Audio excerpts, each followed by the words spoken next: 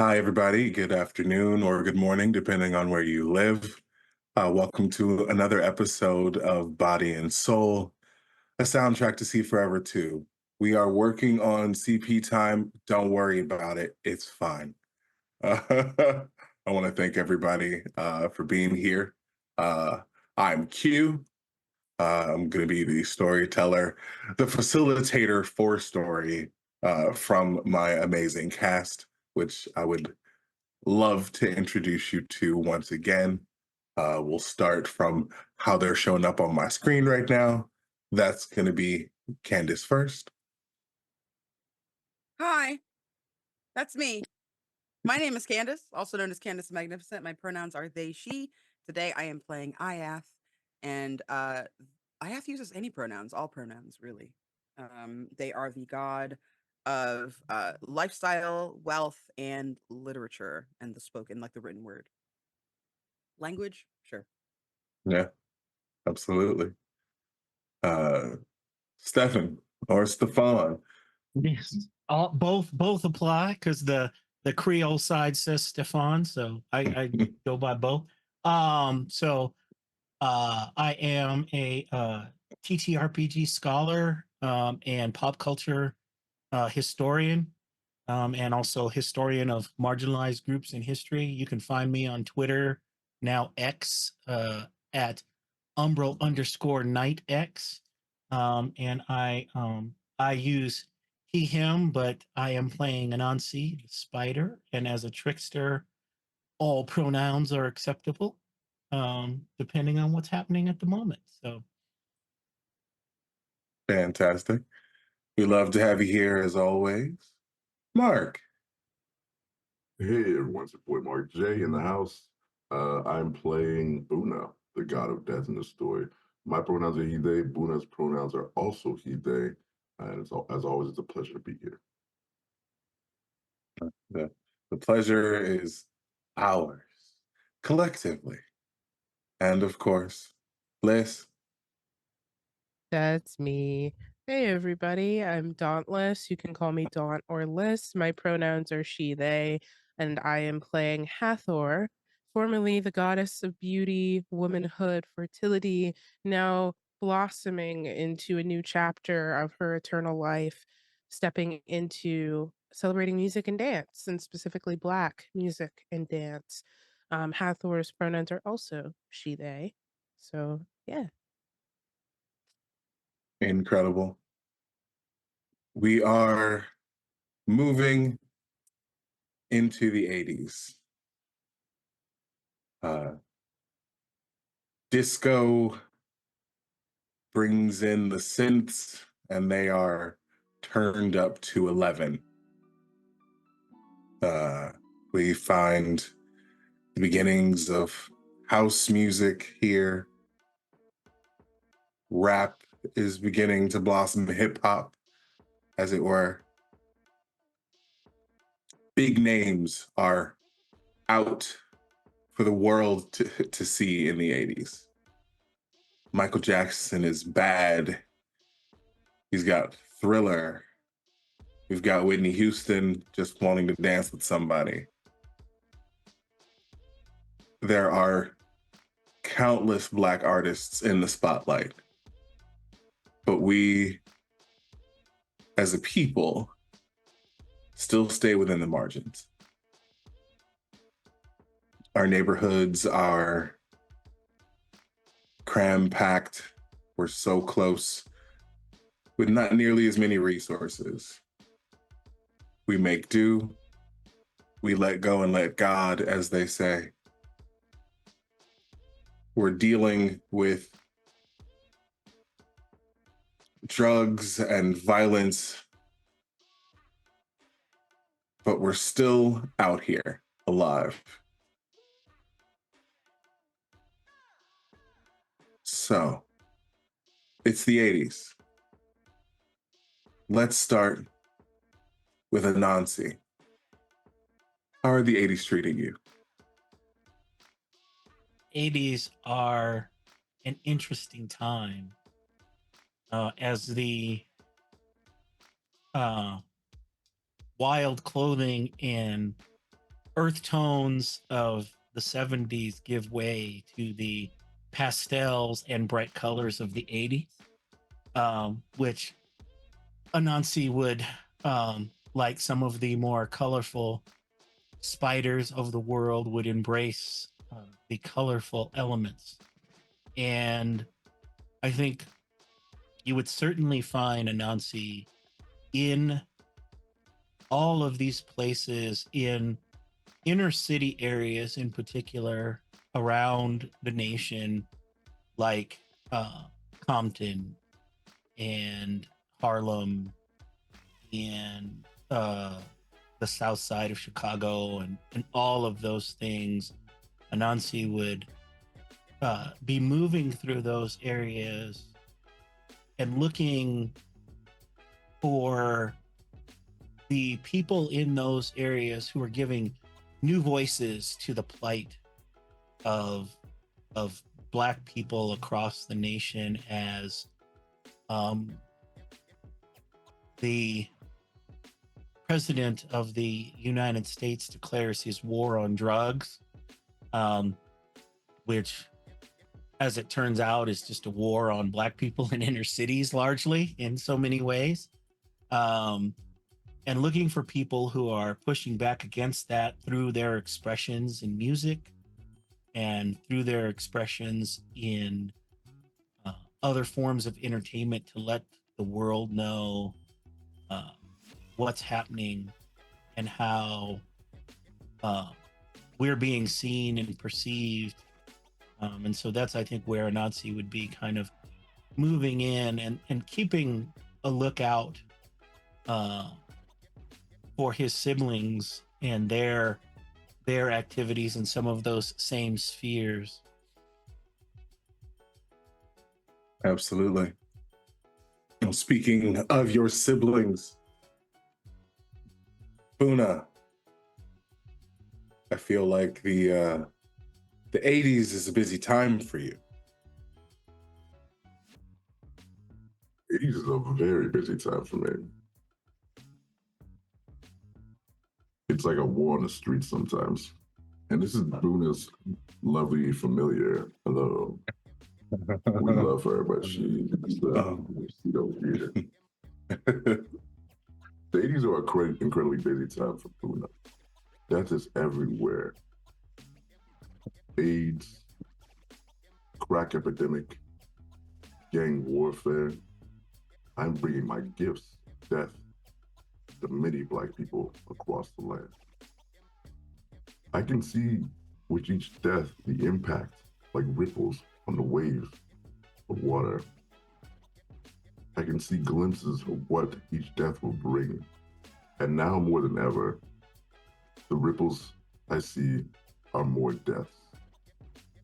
Death upon death upon death. It's draining. Before, in the past, people would greet me, sometimes graciously. They would welcome death. But now, the people who I give my gifts to, they're haggard, they're worn. They have no fight left in them. It's a little depressing. Fair. And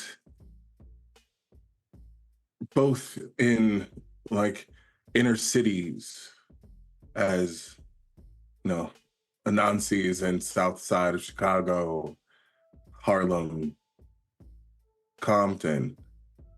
You also have other smaller groups that are feeling the effects just sort of the 80s. Ajath, you are with a particular collection of folk who are dealing with something. You heard the murmurings of it, and then it became a whole thing in the 80s. houses rise and fall due to AIDS. How's Ajath been dealing with that? Ajath has been in a deep sense of struggle. Studio 54 ends in the 70s. They look for something new. They find all these beautiful houses only to watch them immediately extinguish. They see the beauty of theater and dance, especially people like Alvin Ailey, these thought leaders. Spends time with Hathor, kind of watching over our people. They're not doing well, but they're also, to a newly coined phrase, bougie, to admit that she's not doing well. So he stays busy, like just busy all the time. Trying to spread wealth to their communities to hopefully have a chance, like a lot of white people might have chances, even though this disease is still coming for everyone and no one seems to give one fuck about it. No one's trying to stop it. No one's trying to take care of it. Lots of meetings with Horus to see if there's anything that can be done to keep people safe. And I think Ajath also kind of starts to try to inspire people to form a new consciousness. Lots of poems written, lots of essays and articles written. The rise of almost like a second Harlem Renaissance, where you've got, big thinkers, the Afrocentric movement starting to rise, the Black studies starting to take shape with Henry Louis Gates and other professors around the country. The normalization of culture is something that I think that Ajath is really working hard at to hopefully reduce the barriers between ourselves and the world around us. Almost like a cultural exchange. Ajath is like, maybe it is the best idea to just like let our tendrils reach as far as they can. Maybe people will understand us more. So I think that's how she's chosen to handle all of this, is just staying busy, putting as much into the culture as possible, and roller skating their heart out. That is very fair. And you do see some interconnectivity starting. It's not widespread. Many of the houses of the ball scene, are of course created because, Black and brown folk weren't really welcome in the white spaces nearly as readily. But I think the crisis, the disease, brings them all together. You see Horus moving about the world, trying his best to focus on healing. He is with the lesbians that were the only ones to go into the hospitals because people were too afraid. You are with one of the many queens that is going to visit a friend who has been unafraid or cared too much to not go and see their loved one. And you find Horus there one time. He's posed as a doctor who is reading over notes, and you can see the deep intensity of his study. He gives you a nod. I think Ajath brings food and flowers every time she visits. Not just for him, but for the people that are there. Attempts to give comfort and soften the weight of this burden. Good. He's busy a lot, but it is appreciated, and you can see it and feel it whenever you do come and visit. Do you ever bring Hathor? I do. I imagine we probably go independently, since Hathor is probably there both in the hospital and out of it, trying to console the mothers losing their children, especially their sons. I think there's a change in Ajath during this time. He's always been very brash, right? He's always been very bold and unafraid, but seeing the shift in the balance between the dying out of the queer culture that rose up in the 70s and the rise of shame in the communities of color, especially among young queer Black men, is something that she's really, really struggling with. Knowing that to be safe is to be out, even though it doesn't really seem that way. But recognizing that so many people are losing their lives because they can't bear to be who they are on the outside and be safe. And I think that in the place of that boisterous and bubbly person, oftentimes it's more this person that shows up, same smile, same narrowed eyes, same glittering behind the smile, but skin a little duller, hair a little lank, not as radiant as they once were, but trying. Absolutely. And the effort is evident. Hathor.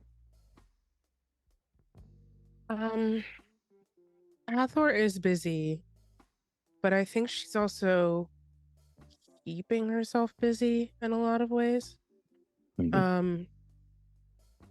She's just come into this place in this impossibly long life of theirs where they are starting to understand who they are.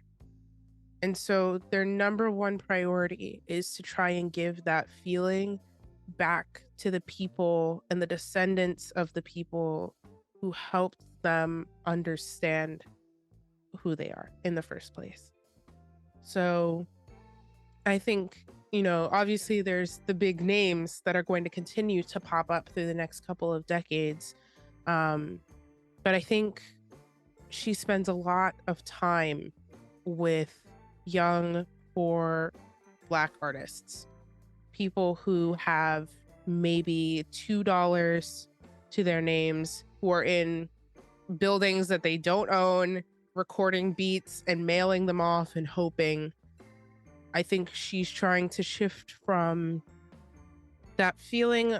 She wants to capture that feeling that music will give you, where you feel as though, yes, you feel like you can expel your soul through the song, but also being able to deliver it in hand to another person. So she's spending a lot of time with these young, poor Black artists, a lot of Black men specifically, to help them shape their conversations about their experiences growing up in this time and how to deliver it most potently so that it can touch other people and that other people like them will hear it.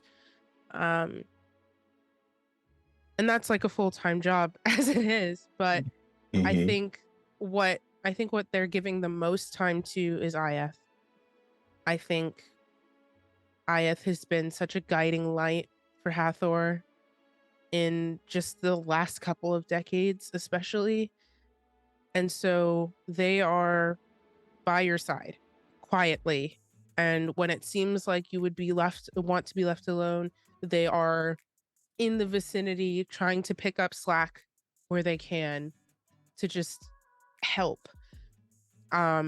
Especially with the AIDS crisis, I think Hathor's domain isn't visual art or anything in that realm, but I think she spends a lot of time visiting artists that are expressing their pain, their grief, and their sorrow. She's visiting not just mothers and families that are losing loved ones, but the lovers that are left behind. Because this is a whole new kind of loss in en masse. I think Hathor is just trying to, I guess, steady things so that her siblings can just kind of move around her, providing expression as a scaffolding for the pain that's rocking our community in waves. Absolutely. I think mixed in all that too, that Anansi would be spending a lot of time because there's a kind of a chilling thing in this time frame that, you know, for a very long time, elements of the Black church gave our community, you know, a sense of connectedness and a sense of comfort through some very dark times. But along with that came kind of a host of things that in this time frame has made a lot of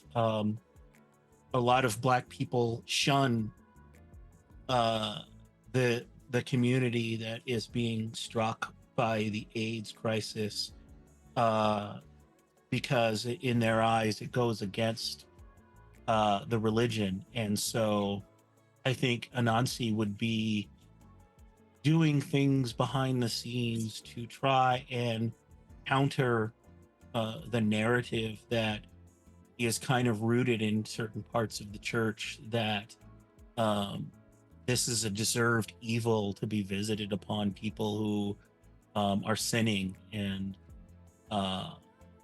Anansi would, you know, do what they could to kind of shift some of that narrative and apply things to the music and the things like this. And also, I think as the decade wears on, contribute to demonstrating, of course, so much hatred is directed because this is considered a homosexual disease by so many people, and that is so far from the truth. But that's the perception that people have, and a lot of dark things come out of that. Sadly, even within the Black community, especially within some segments of the Black community, because of the misinformation and the fear that all of this comes together to kind of whip up into a frenzy. So Nancy would be trying to like re-steer some of that. Absolutely. Go ahead and roll me if you have like deceit or if you have rapport. It's not that you're lying, but you are trying to navigate and negotiate some things.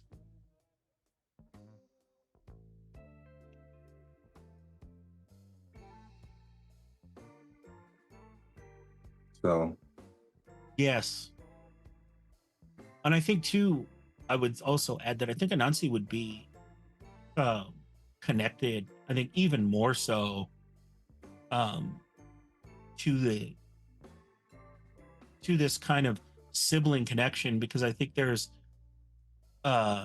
this intersection in this particular time of all of these elements coming together, particularly around this crisis and the crisis of drugs in inner cities and all of these things. So all of these things with what Buna is doing and what Ajath is doing and what Hathor is doing, Anansi would be kind of putting that web out and making those connections and bringing kind of everything into kind of a central place, because I think more now than ever there's an overlap, and even though we've been together and we've seen each other all this time, I think what's going on now goes to another level of connectedness. Absolutely. So go ahead and make a roll for me. Deceit or rapport, I believe, are available options.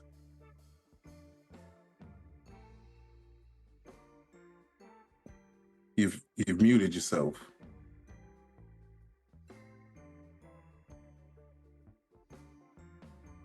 Uh-oh.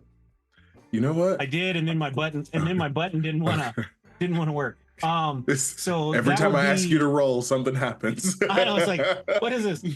So I got a -1 on the die, but I have a +4 um with deceive. So Gosh, very good.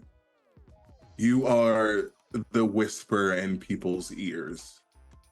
I think not just for, trying to get the church folk to understand, because they've got the people in the pulpit yelling fire and brimstone. I think where your words fall are those people sort of on the fence. And then it's also for the people, you're a shit stir. Like, you stir the pot. It's a Nazi. yes, I think you're the beginning whispers of like the starts of like ACT UP. Like the groups that are speaking out and speaking up about wanting to get like research studies done for this.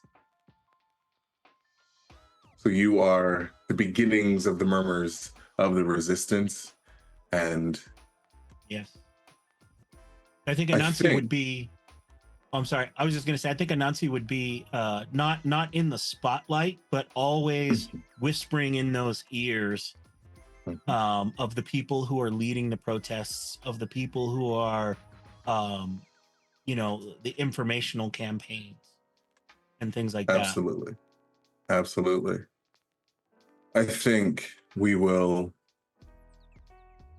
sort of take a moment where you all are together. It's a ball.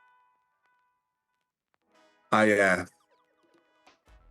being one of the gods, at least, in our story, that has certainly claimed gender expression and the fluidity. The girls are always here for you. Even when you're not at your best, they still reach out to you, seek you from time to time. You are mother even though you have no house. So you all are there. The MC is giving the category. And you all are at a table watching. The category is opulence. And the queens have brought out all of the stops. It is a full-on production, because even in these times, scary though it is, they fight in their own ways. And that is to experience the joys, these moments together, in spite of the hardships and the loss they face. I think that's like the one time that you really see the true Ajath come out. They show up, it is an extravaganza. At least 3 pounds, maybe 4 or 5 pounds of hair atop her head. Just like face beat, glitter of all types across their entire body. Sky high heels, and they party. Like, they party. They're not there to compete. They're there to oversee. They take their place at the back of the club, looking down at all these beautiful children. And she tries to whisper inspiration in people's ears. She knows there's tourists here, people who don't necessarily belong, whether they're filmmakers, whether they're writers, screenwriters, dramaturgs. People from outside of the Black community have started to come inside. And all she tries to do, knowing that for a long time, I mean, the very first drag ball that she was privy to was in the 1800s. Freed slave and his brother would host integrated drag balls for people. So she's used to the outsiders who have nowhere else to go. And I think that he basically goes around and all night, through compliments, through suggestion, tries to instill that flamboyance and that commitment to authenticity in every ear that they whisper into. Incredible. I think Hathor is probably doing something similar, but I am up to shenanigans. Hathor arrives in just probably what I would call an obscene amount of gold and is going to go full Egyptian themed for the ball. So just glittering long skirts, like the brightest turquoise available, coal liner, everything. And we'll really lean into it. But the shenanigans, I would like to use popular. I'll spend a fate point here. I want to use popular to start kind of just whispering to some of the dolls and be like, and try to see if we can get someone to start a house in Ajath's name or in Ajath's honor. Okay. Because I notice he hasn't done that yet, and I'm personally offended by that. So I'm going to just kind of just moving around the crowd and take any opportunity for conversation, keep an eye on the competition. Anyone that stands out in a category, not necessarily winners, but anybody that stands out in a category, just kind of, pulling them over and start laying seeds. I'm taking a page out of Anasi's book.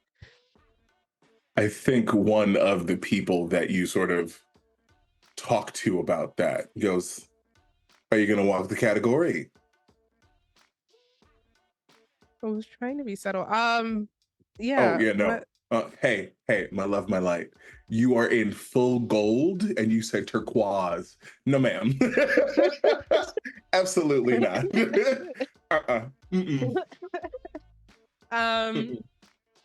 Okay, yeah, we don't walk the category. Why not?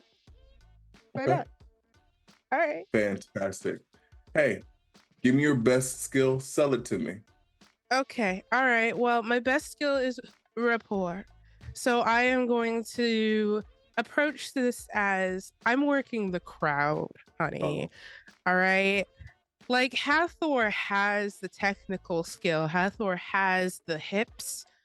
Hathor has the flow and the movement and the flexibility. That's not a question. But what she does have more so than anything is the ability to captivate and to work the crowd. So 100% walking up to other people, like other queens, and then dropping back, like back bends, and just leaning into the theme that honors their heritage, but it's definitely taking up some space here. Ajath is in the back watching this, like unfurls their fan and is just like, girl. Incredible. Go ahead and make that roll for me. All right, this is big money, no whammies. Big money, no whammies.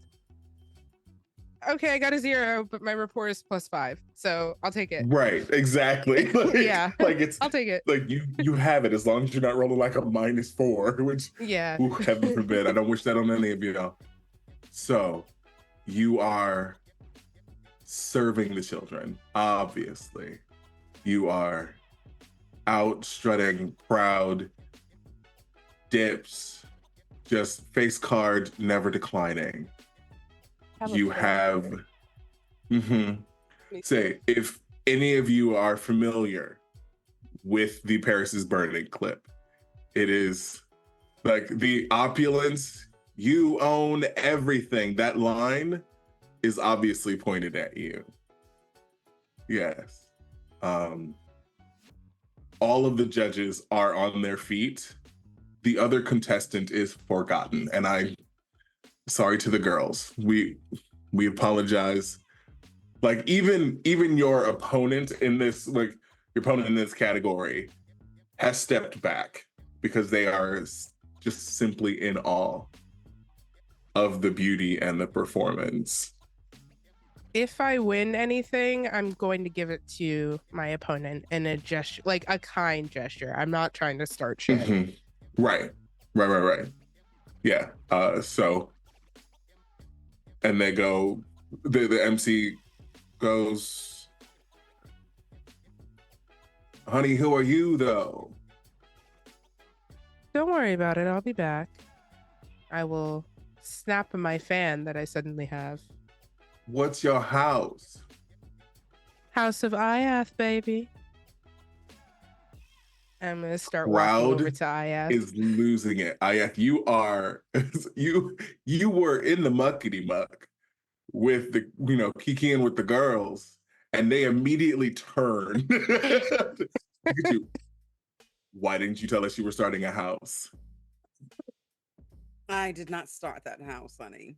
It was not me. That's well, that's my sibling. And they are Oh. radiant tonight. Yeah, she's giving everything. Everything. So she wait, has. so it's not your house then? Well, I didn't say that. Ah, okay. All right. So I want in, obviously. Sign-ups are open. All of you beautiful creatures, beautiful things. But you gotta promise me you're never gonna let this go. Never. Till the day I die. I sign as many people there as I can. Hmm. And I think in times after, there are check-ins.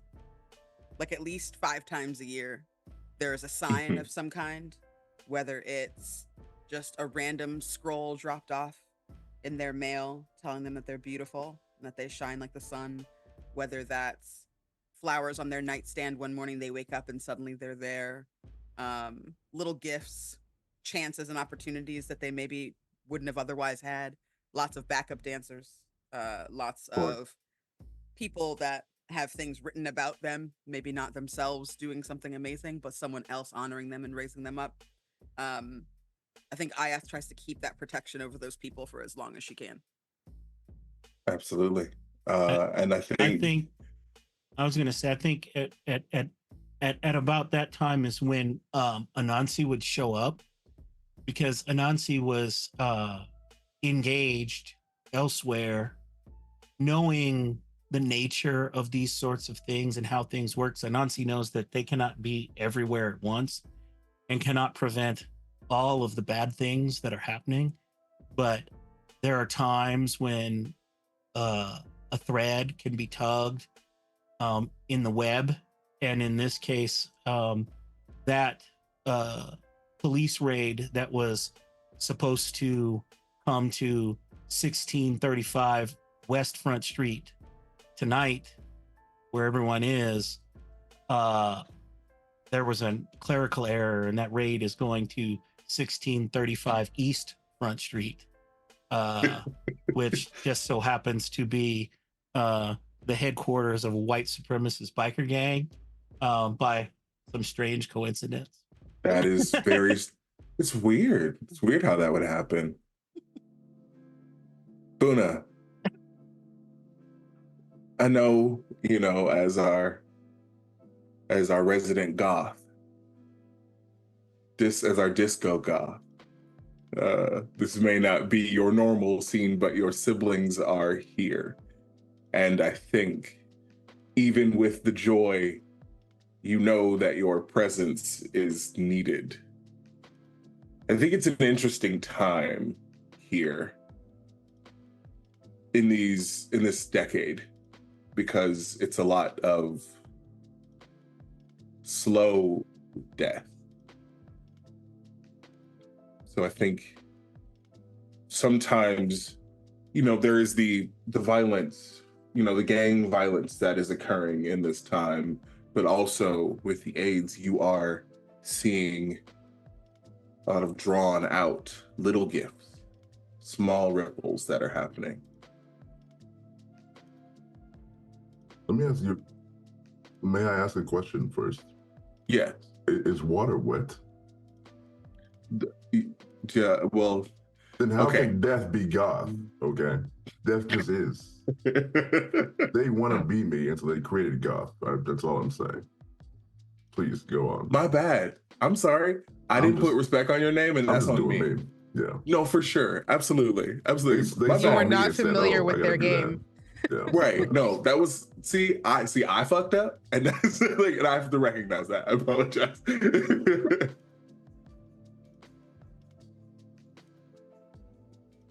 But yes, you are here. Just doing you. I am in the room with my usual retinue of followers, just people who happen to find me. There's always someone worshiping death. And they are looking sharp, actually. Mostly in black, of course, some in dark reds. But they've created a house around me. I don't know how that happened, but it just happened. And nobody likes them. Nobody wants to be around reflections of death and decay, but we still represent somehow. Sure. But their death drops are killer. Oh, yeah. Oh. They're frightening, actually. You were saying? I've seen the power of this club and what it brings, but I also see the worst of it. All the white people, not all, some of the white people that have been allowed into the culture to observe, to view, they bring with them me in the form of powdered cocaine. And I can see some of the people in the back rooms, and with every snort, I hear my name being called. It's a party of beauty and elegance. But for some, it's fueled by me. Nevertheless, I see my siblings loving life, enjoying life, participating in humanity. It's some of the most beautiful time in the face of what we've all seen. So you find death just quietly in the corner, watching, observing, seeing his minions perform acts in service of death, and just another day in some ways. Fantastic. Sitting at a table next to you, like your chairs are inches apart, is an older queen who is just sitting out, staring at the festivities, at the goings on. There's just this gentle smile, soft. You can see that they are experiencing the joy vicariously through the younger children. And there's a sadness to it as well, a weariness. She's tired, but hopeful. And The queen turns to look at you. It's been a lovely party, hasn't it? Good one. Tell me, what do you enjoy most about this experience?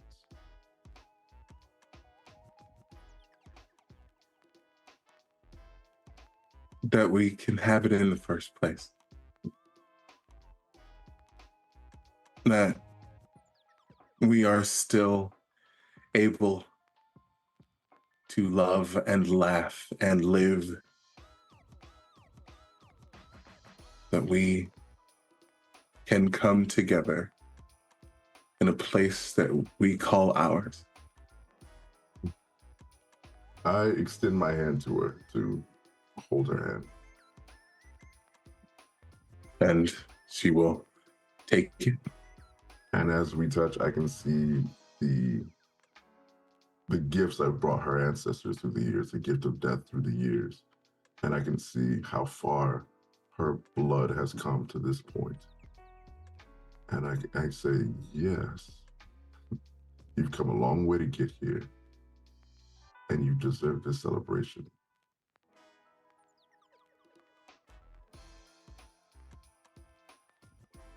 Is it time to go? Let's have a few more moments.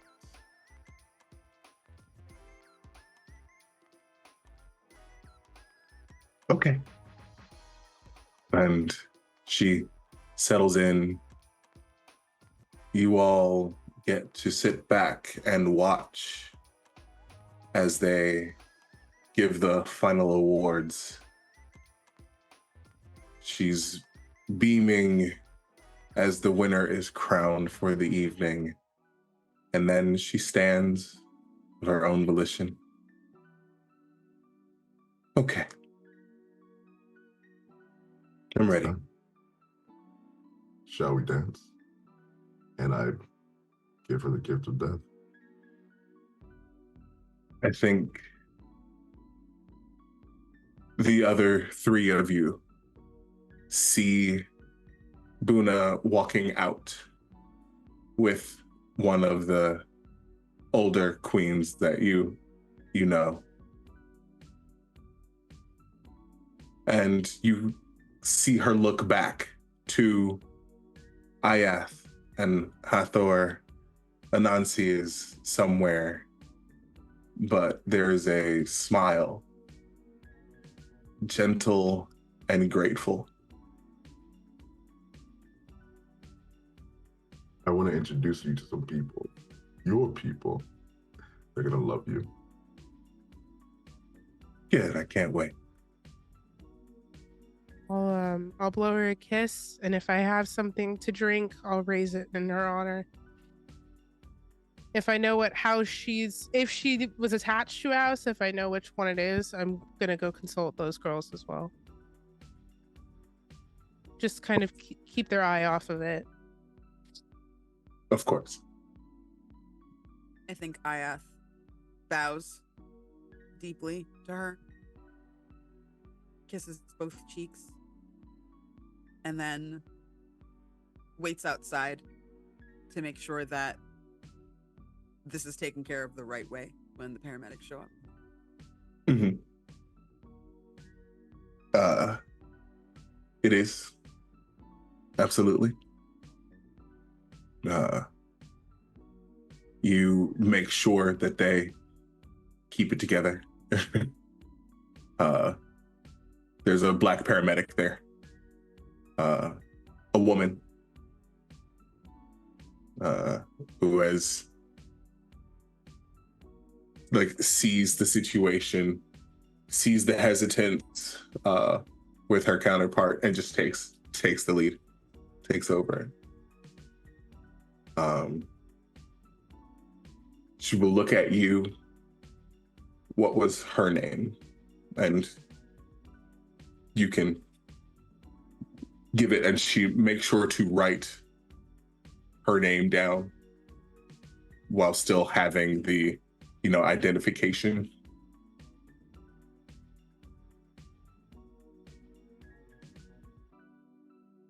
think for once, Anansi would appear alongside Buna with the spirit, and would produce a crown of woven together purple and gold, and gently place it atop their head and say, queens were always important to us. There and here, they are our compass.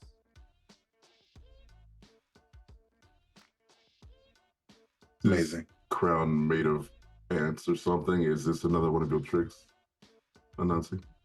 Not in this case. No. There is always a time for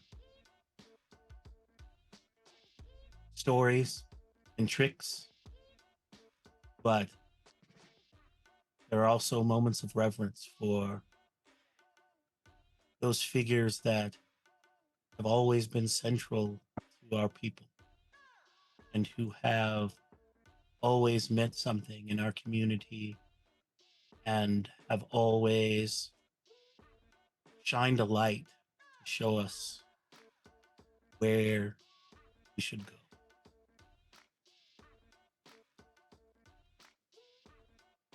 I reach out my hand towards Anansi as a handshake.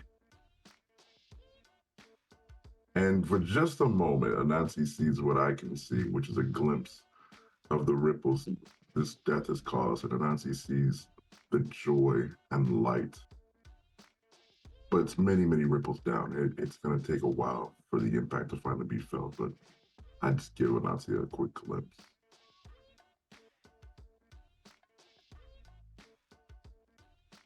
Nancy will just nod at this and say, this is why each of us has our place.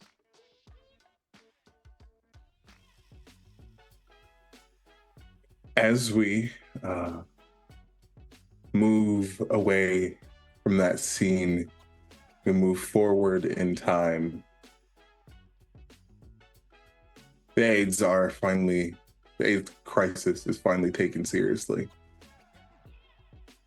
because of the death of some white person. But it's finally taken seriously. People are getting what help they need. There's still a stigma about it, but it is better. And for the actual first change, the House of Ajath has the best queens. They are a name synonymous or on the level of ninja extravaganza. And the queen that you all bid farewell to that night is made a posthumous honorary mother. And as we roll into the 90s, things are as ever changing and shifting. And when we come back from break, we'll see what those changes look like for everyone. I know it's a little earlier than probably we expected, but we had we had some emotions. So Y'all are trying to Yeah. kill me over here. Like I see the concerted group effort. I see it happening. Oh my god. So we're gonna take a quick break, and then we will be back with you guys. Okay.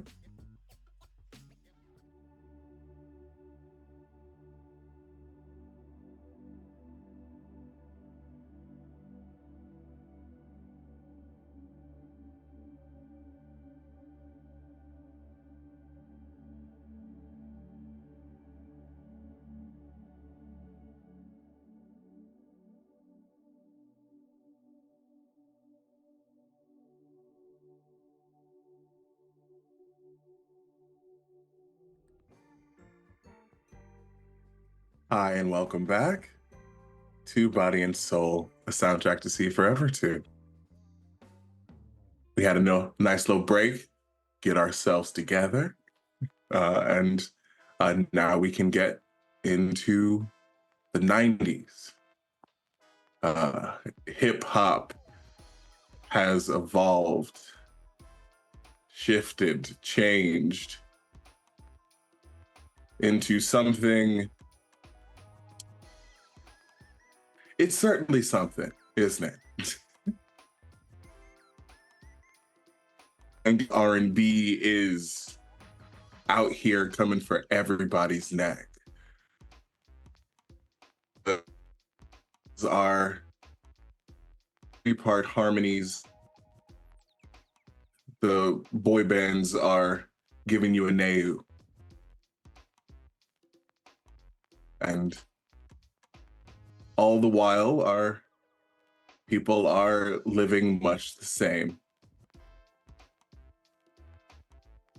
Black on black crime is a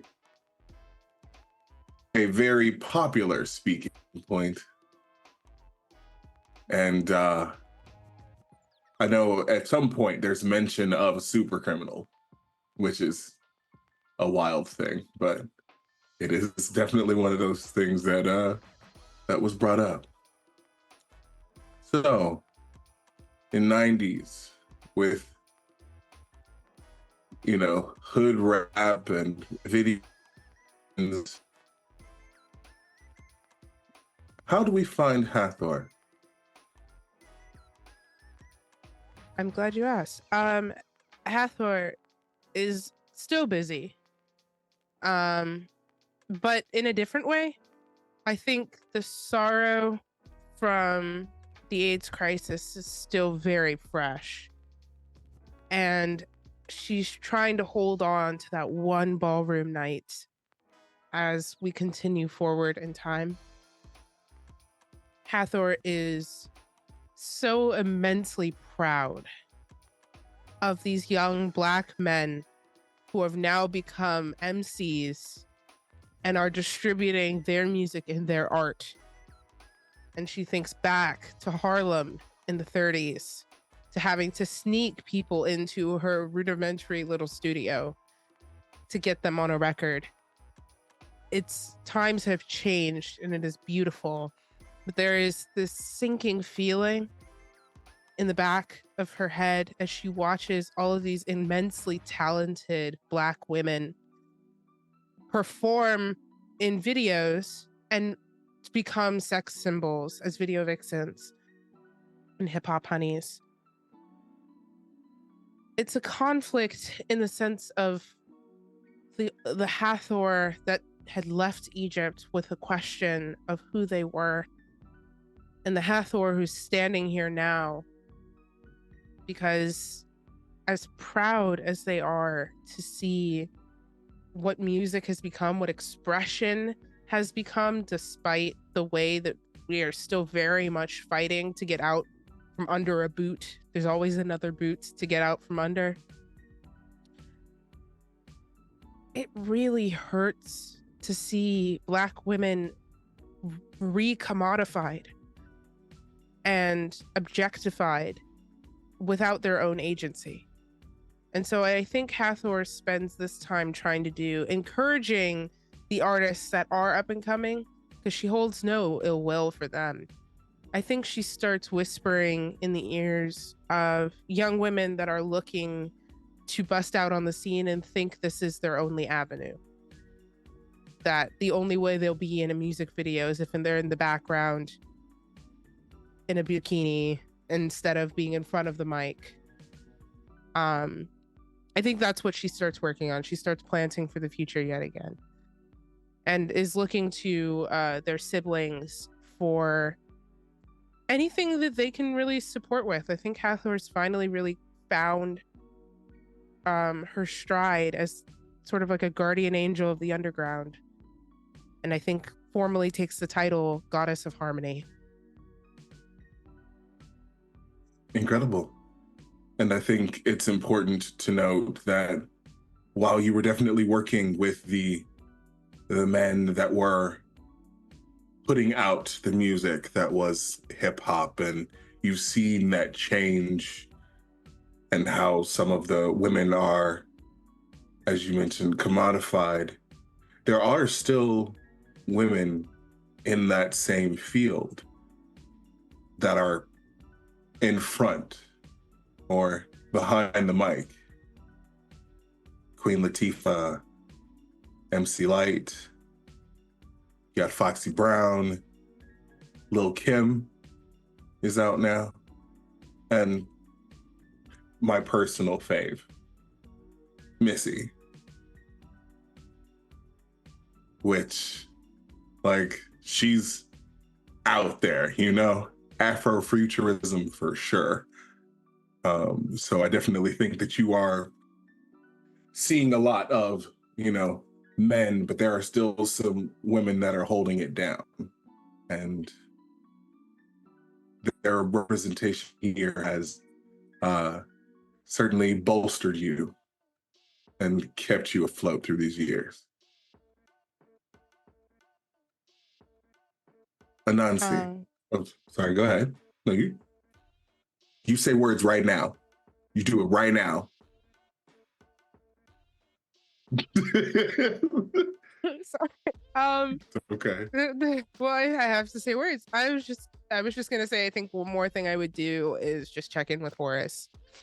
Nothing significant. I don't think I need to like corner him or anything, but just Sure. He was busy for good reason. Correct. Yeah. And I just want to kind of make sure he's still busy for the right reasons and is doing okay. That's all. I think currently you see him, you find him at one point, not in the office, but at one of the colleges, one of the HBCUs, in fact, because after the 80s, it is readily apparent that we need more Black doctors. And so he is turning his attention towards the knowledge aspect of things, specifically for healing and doctoring. And so when you find him, he has that focus as always, but it is not, he's not done yet, but you can definitely see the age of years, the wear and tear of eons in this world. I'm not going to hound him. I see the sense of purpose on his shoulders and I don't wish to add to it. I'll just kind of every once in a while hang around campuses. If that means step happens, oops. You know, I mean, you know, if I trip and fall and invent step, you know, that's okay. But yeah, just I guess making sure that the lives that Horace is touching. There we go, grammar. The lives that he's touching are also people who are going to be able to find self-expression and their own wants and desires outside of championing themselves for the betterment of our people, making sure they're doing what they want to do because they want to do it and not just because they feel the impossible weight of generations of discrimination that they feel they have to single-handedly fix. Absolutely. Anansi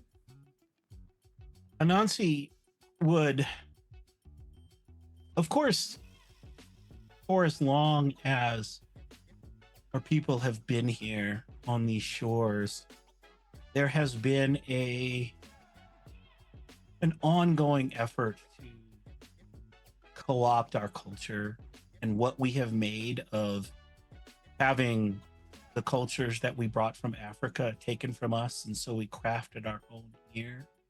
And even those then are taken from us. And that has always been a thing. But I think in this period, in the coming out of the 80s and into the 90s, we see this go to new heights as rap music and gangster rap in particular becomes popular with children who do not look like us. And the basketball shoes worn by a young man by the name of Michael Jordan become a phenomena across the nation. And all of these elements of, in so many other ways, of Black culture, the beginnings of an up and coming group that will break wide sometime later in the 90s by the name of Destiny's Child, will transform all of these different areas. And I think Anansi will be kind of a part of helping to bolster some of those things, and once again be the trickster that will help nudge a contract in a particular way, or help teach a lesson to perhaps those who appropriate these cultures without credit and who without an understanding for what they may mean. And of course, as always, get into a little bit of trouble by just being who Anansi is, and mixing it up with various things. And sometimes Anansi will find themselves on the short end of the equation, but that is the nature of being a trickster and a gambler. Sometimes you win, and sometimes you come up shorter than a snake in a ditch. Very true. I think Anansi, at least in my head canon, and I'm running the game so I can say it. Yeah. So there are a lot of white people coming back from their vacations in Jamaica with cornrows. And and I definitely think that Anansi had something to do with that. This is a great idea. You should do it. And then they come back and then they get dragged. Yeah. Yes. Oh, absolutely. And their hair Absolutely. falls out because their Right. texture is not made for it. Let's talk about It's that. You're not supposed to do Mhm. that. Yeah, no, above for the sure. table, above the table, as a child that went to an all-white school, that was not fun for me, Anansi. No. It was not fun for me Oh, specifically. Me God. specifically, it was No, for bad. sure. Anansi Yeah. do something that people wouldn't like. Candace, do you see my hair is like yours? I'm like, Oh, yeah. Or say, Yeah. say, hey, I'm almost as dark as you. If you don't, yeah. My yeah. favorite. This is a very, very short anecdote. My favorite was I had a roommate in college who asked me, who was not of our melanin persuasion, who saw my braids and asked me if she could go get it done. And I was like, are you asking me for permission, or are you asking me how to do it? Because both are no. And so she would keep coming back with like colors and everything. It was like, okay, why do you want to do this? She's like, I just want hair like yours. Like, that's type of girl. That's a hurdle I can't help you jump. Honey, it's like, we And- don't do that here. So I'm thank you for sorry. that. Anansi, personally. amidst all that, Anansi would certainly make sure that there's this new sensation arising in this time as various message boards are popping up, and Anansi is drawn to this new web, this world wide web. And Anansi Anansi, I would swear to God, if you were responsible for comment section, if that was you, there It's will all be no coming end to together. my wrath.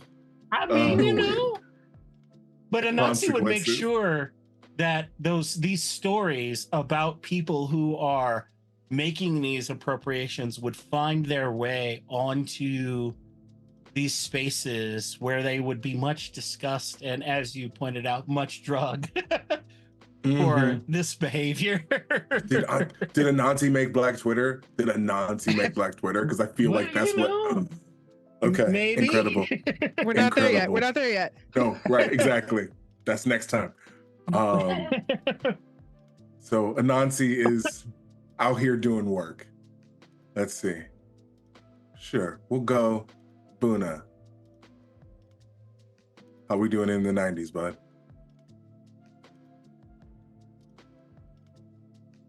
Job is always the same for Buna. It's a little bit different now, though. I see my followers, the people that call themselves my followers, they, again, do more acts with it and what they think is my name. I see one group establish a record label in my name, Death Row Records. That wasn't me. Ridiculous. I see other groups, again, think that by killing and murdering, they could be like me. I don't take life, I give death. And with that, you can only give so much. Death is not an endless cup. I'm starting to run on fumes here.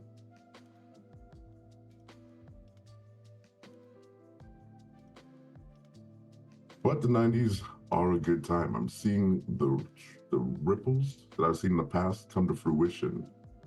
The beauty of reclaiming our essence, of coming back to our roots and reforming them in ways that make sense for us in America.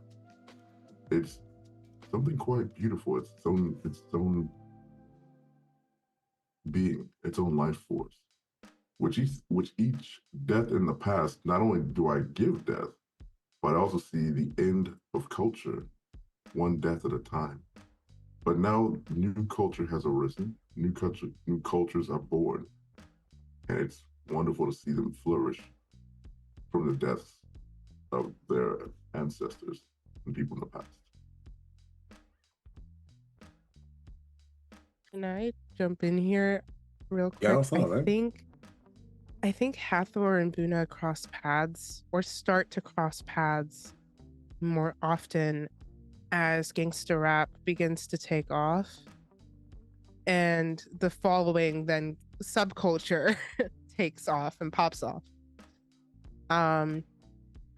We cross paths often, but I think as the volume increases more and more, I think Hathor just kind of starts to hang around a little bit more, not just a brief meeting, but seeing how you are, just kind of hovering a little bit. You know, we're polar opposites, but she's a lot of respect for you, and knowing these young poets and knowing these rappers as they're coming up and then seeing you to greet them is almost a comfort when they go so young. Absolutely. I think Anansi would pull a little bit from there as well, and we have this moment going on as well where with between gangster rap, but also in film, the likes of people like Spike Lee and others are giving a glimpse to parts of America that probably haven't seen many, if any, Black people. And Anansi would be a part of helping to push those stories into places, stories told about the plight of our community. But as Anansi often says, that you can lead a horse to water, but you cannot make them think. That some of these stories then, unfortunately, for these places that have no contact with Black people, become all that they see. These inner city stories, these stories of what's going on become tales that become cliches, I think, in some of these places of an understanding. And of course, Anansi would express some frustration with those who take in these stories, but don't look beyond the surface. Definitely. Oh yeah. Where are they at in the 90s? Where are you at? Ajath is on a journey. They are the 80's have just kind of depleted what's left. They still see remnants of their people. RuPaul is doing her thing. She's looking good. She's getting mainstream attention. Oprah Winfrey is out there fucking earning, making bank, spreading it around. Seeing good things happen, right? Seeing the poet Tracy Chapman in a relationship with the magnificent Alice Walker, right? Witnessing all kinds of wonderful events, still very much stuck on the lives that are being lost daily and watching a lot of legacies just flush down the toilet. And I think there's a time when they're just so angry, they don't really know what to do. He finds himself just wanting to just rip the world to shreds a little bit. Supporting Hathor, hearing, her talk about video vixens, video hoes, the complexities within, noticing that our queer femmes are taking the reins and are making bold moves, right? All of those names that you mentioned, I want to say about 90% of them gay. So Ajath takes that, right? Puts that feather in their cap to try and hold on to the last dregs of seriousness that she has, but is finally like, maybe this is a time where we need to just let it out. Maybe that's it. Excess has always been a way of letting it out. But there's something that just doesn't. Her siblings have hip hop covered. Her siblings have a lot of areas already kind of locked up. And I think Ajath is just searching for something else, something, I don't know, something as boiling as I think they feel inside. I mean, where do you think that would be? I feel like Ajath starts tiptoeing over into rock and roll. I think she's always had a foot in that door. Little Richard, obviously. Jimi Hendrix, clearly, right?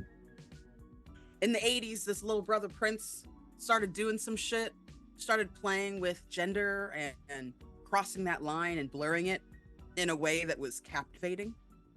And now they're in the 90's and they're seeing people from overseas bring their entertainment. Skunk Anasi out there, skin on stage, screaming into a microphone, eyes wide, mosh pits, people just fucking getting hype and getting fucking heavy.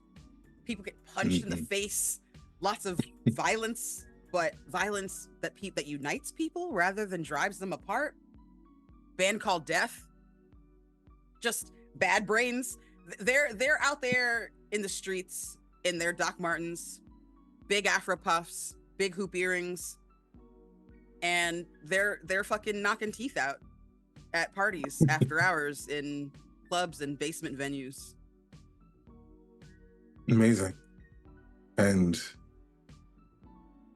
as a deity of lifestyle, the punk rock lifestyle is definitely one to behold. And it is. I feel like they see the glitz and the glamour and the name brands, right? They see the Gucci and the Fendi and the, right? They see all of that, the Louis Vuitton, and they're just like, why are my people wearing white people's names all over their bodies? I did not struggle to see Tommy Hilfiger's face everywhere, to see his name everywhere. I did not do that. I did not work this hard to look at that. So no, I will not be taking part in that. I don't care about your repeating pattern. Come at me, I'll kick your fucking teeth in. Like, that's where Ajath is. Ajath is like, for sure. I've had it. Absolutely. And while not as prevalent in the time, you do see few people of color in those numbers, and they're drawn to you. They feel seen, yeah. They feel seen having you there and are accepted both by themselves and by the group at large. I think this is a time when Ajath starts to whisper in white people's ears too. I think that they get to a point where they realize, you know, as always, we can't do this alone. And when they go to these basement shows, when they're up in the DC scene, right, of hardcore, Mhm. they're whispering in ears. They're whispering in Greg Graffin's ear and Henry Rollins' ear about anti-racism, about the Black people that came before them that inspired their earlier music, that being anti-Nazi, being anti-skinhead, right? That's the way to truly be counterculture. And you have to live it if you want to be it. I think that there's a lot of whispering too in Black people's ears. You don't have to be what they tell you to be. You can be whatever the fuck you want. Everyone says that to their kids. You can grow up to be whatever you want. And all of us know that for Black people, that's a pipe dream. You could say that to your kid, but you'd be lying to him. That doesn't mean you shouldn't aim high. It just means you need to be real. But in this case, in this community, whatever the fuck you want. And if you punch somebody at a show, that's part of the job, especially if they're a Nazi. Absolutely, if they're a Nazi. Mhm. I think on that note too, in this time frame, that Anansi would appear in particular places, that Anansi would perhaps tap on a window, bring someone to that window, and would put things in place so the person that came to that window had a camera. As several police beat a man by the name of Rodney King and demonstrate to the world something that we're all aware of, that we've seen, that we've known, that we've decried. But now that there is video for everyone else to see, that it will begin plant the very smallest seed, the beginnings of something bigger, that perhaps these things that Black communities have been saying about police brutality have some substance to them that has been long ignored, or pushed under to the margins or swept under rugs, and perhaps begin. And of course, always again thinking that of what might be, Anansi would sort of embrace these new technologies that connect people and realize the power that for people to see these things happening and not just hear people talking about them, and change narratives in sometimes small ways to begin with, but with that hope that that movement will grow.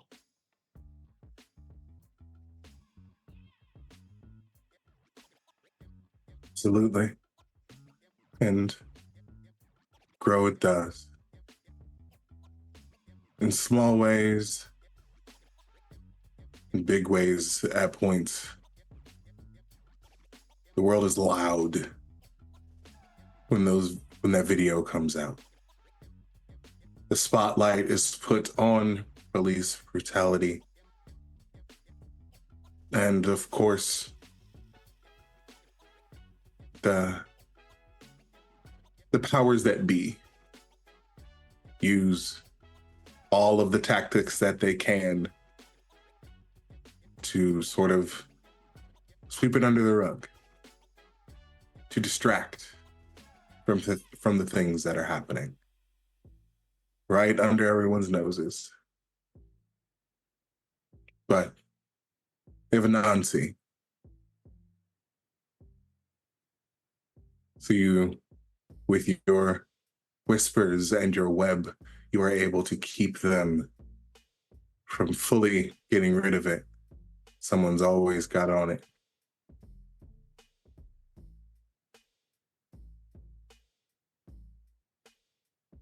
And of course, Oh. Nancy would be there to also, as before, as has always happened, as we approach another pressure valve of the LA riots, that Anansi would again whisper in those ears, as from time to time, again, like has happened so many times in this place, where the oppressed need a release and the rage boils over.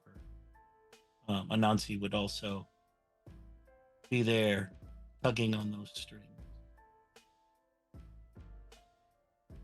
Absolutely. Roll rapport for me. Mm-hmm. I'd like to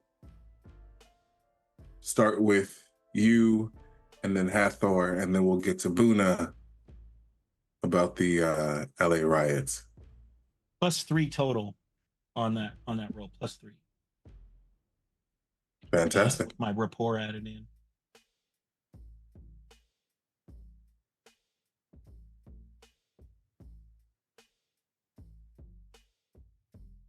You get the party going, as it were. The LA riot was 5 days.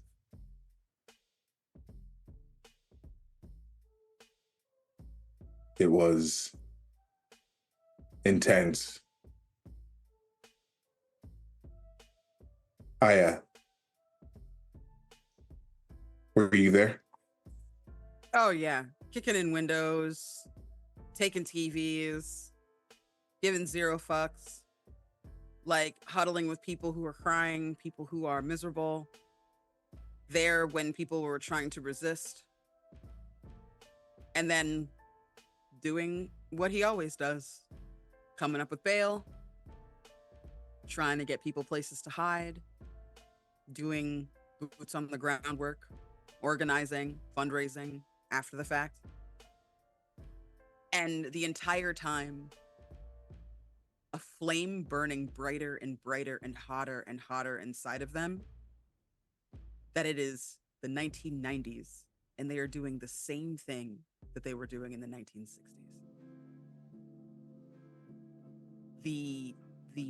The amount of tongue biting and bile swallowing and talking through clenched, gritted teeth that they are doing at this point is just driving them further away from their natural center. And they're finding themselves looking at Buna as though they are mainstream, right? As though he is just a kindly gentleman looking at Anansi like maybe she's got some good ideas. I don't know. Right. Maybe we're not that far out. I feel like the one place that Ajath is capable of thinking clearly is in shifting Black culture into the world of like comics. That's like the one area that Ajath is still has some decorum. Otherwise, no. And that's fair. I mean, LA, especially in that time, was notorious for their mistreatment. And it was just sort of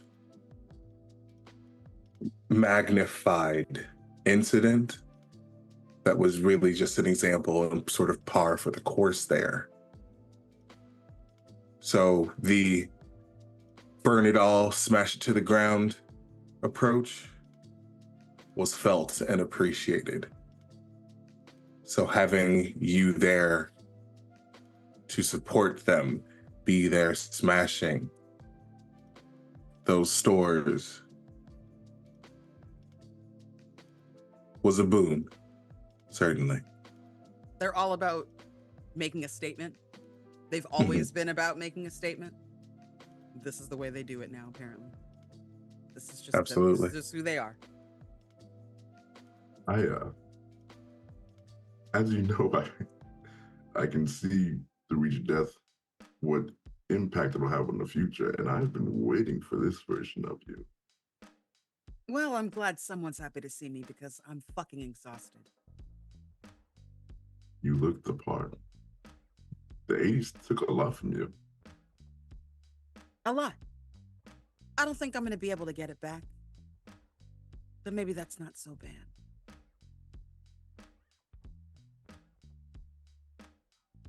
Whether it comes back or not, it's not for you to worry about.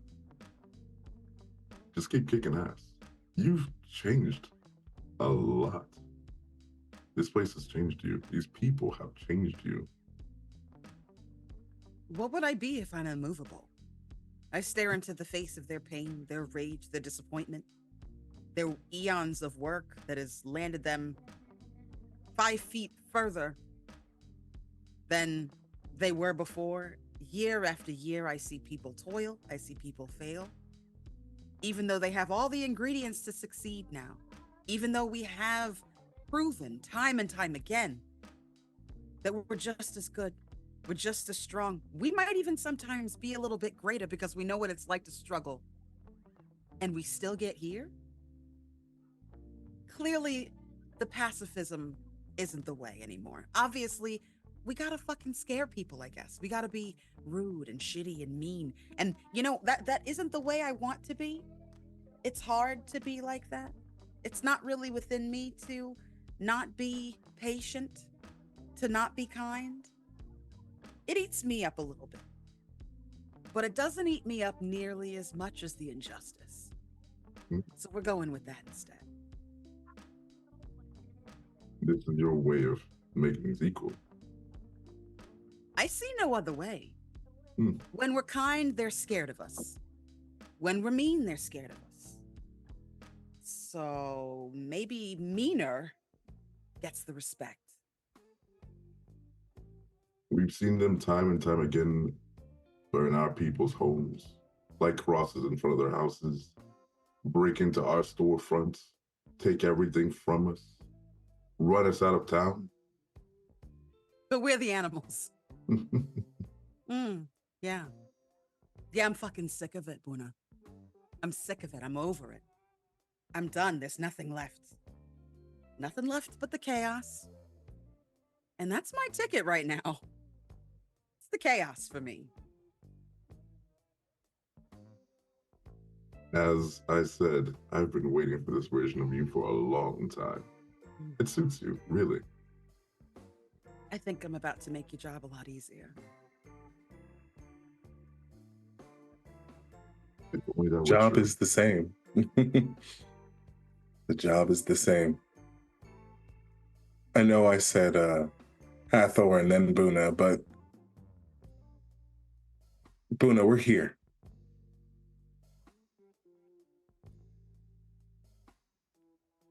Oh, you muted. Okay. Oh, the cat. Yes. You're familiar. My familiar is just like, hi, what's going on? Black people, what are we doing? I'm black too. I want to talk about it. I got things. I want to make some noise too. All right. Sorry. Settling in, please. So, the riots. How were you, apart from observing? What was your part in all of this? The job really never changes, does it? Throughout the ages, I give death. people take life, and I give what I can. It's tragic. It's sad. But I can never quit.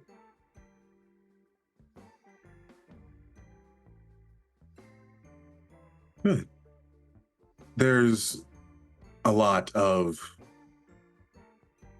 violence, a lot of beatings.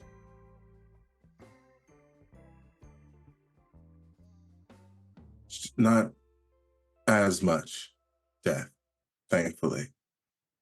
But you are also justice, are you not?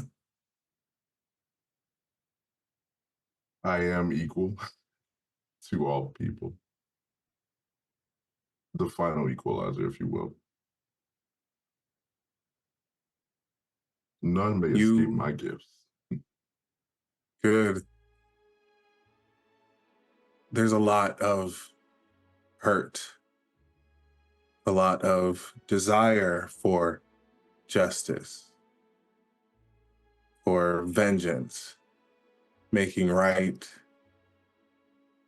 Because it wasn't just Rodney King in that time. There was a girl who was harmed, killed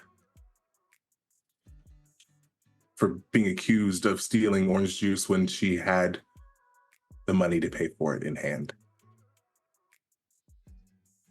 So this was all in that time. It was a powder keg. And there you were there to see it.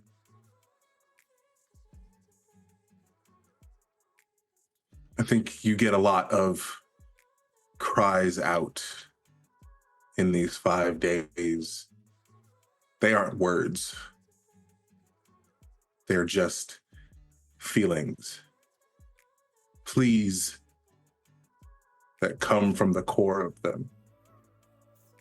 You see it in their eyes, in the set of their jaw. They need you. Maybe not for all aspects of your job, but certainly parts of it. I see what I do as necessary for life. But there is me somewhere in there. Sometimes what I give is mercy as well. And other times, yes, it is justice. But it's the times that I give mercy. Those are the ones where I give the biggest gifts that I can. Of course. Hathor.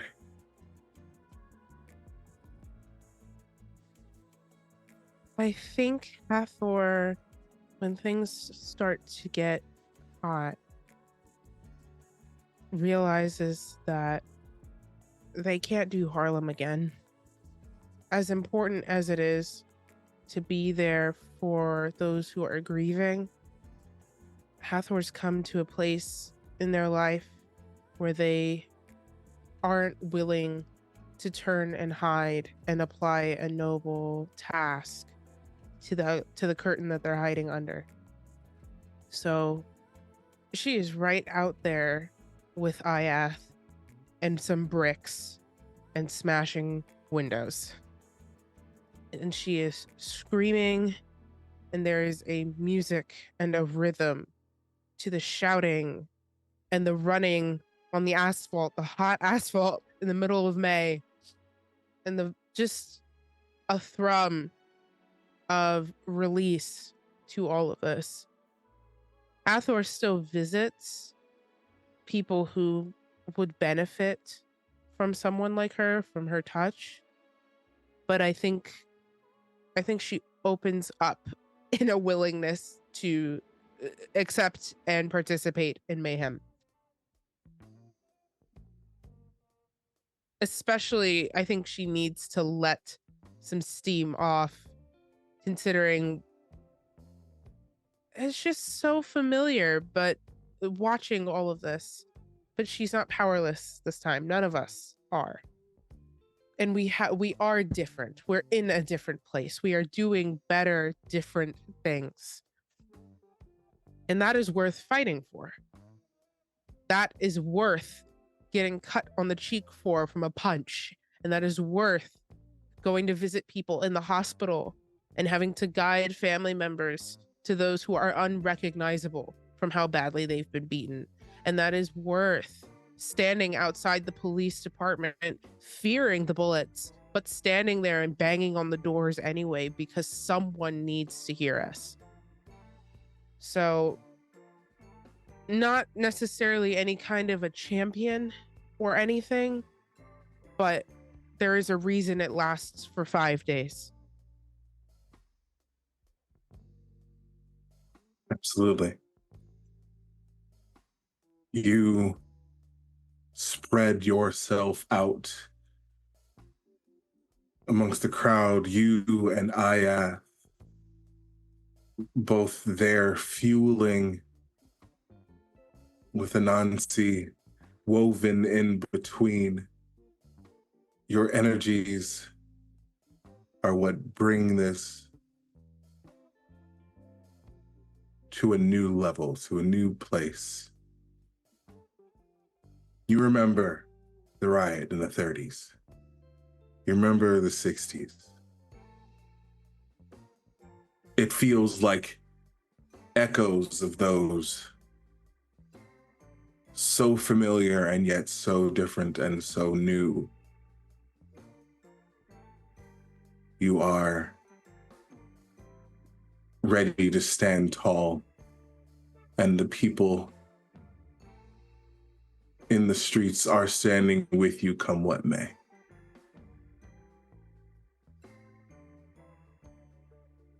In the end, there are deaths. Not nearly as many as there could have been.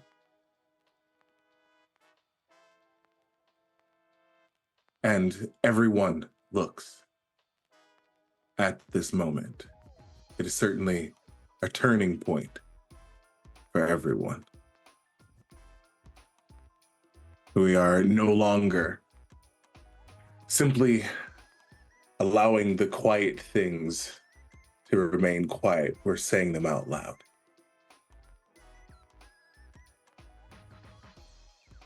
I think another thing too that Anansi would do in this time as well is that Anansi would work as all of this is going on, knowing that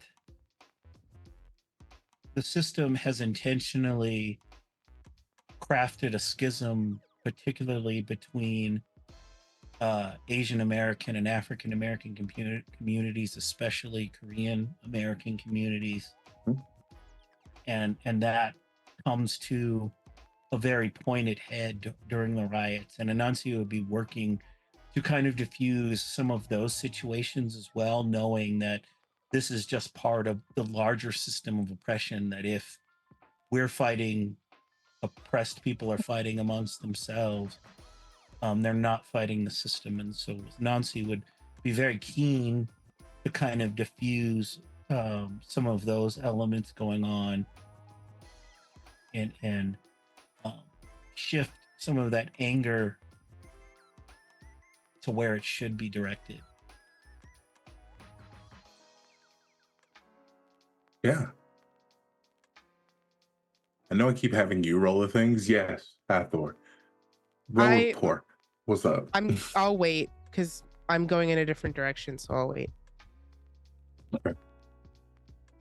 Rapport again. I got +4 total. Hell yeah.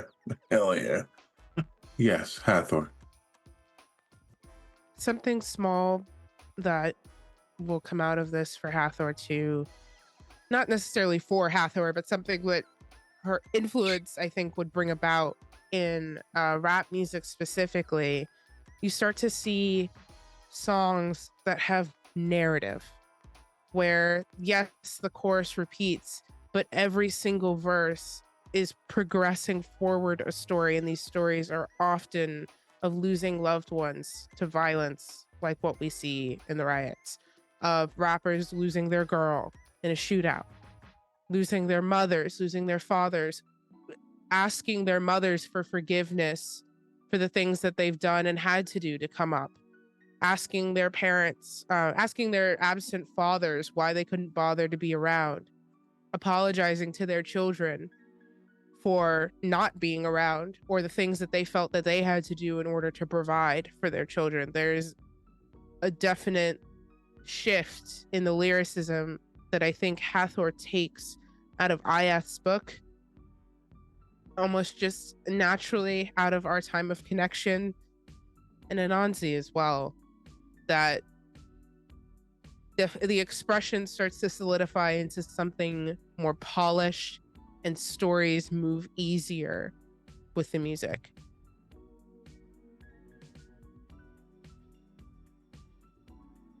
The music flourishes.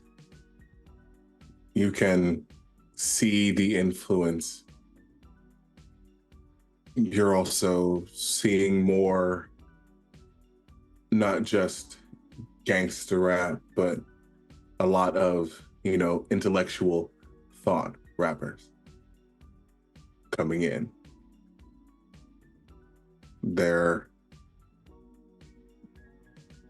talking about real life. They're talking about the struggle, but it's not always about fucking bitches and getting money.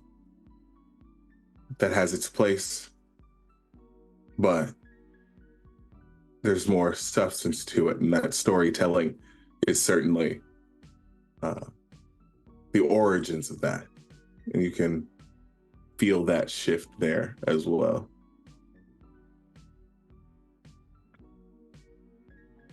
So as we come out of these 5 days, seeing the aftermath,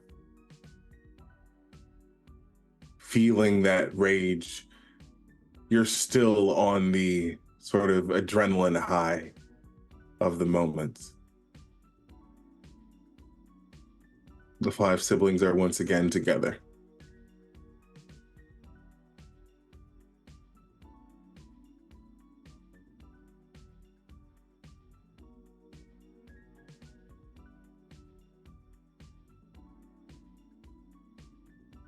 Surprisingly quiet from the rest of you. You normally have a lot to say,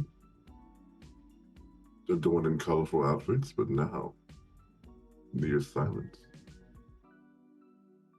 I think perhaps just shocked that here we are yet again.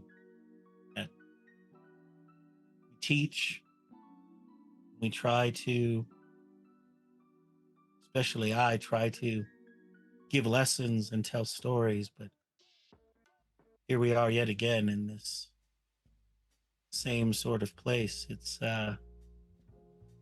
quite disheartening that we come back to this place again and again.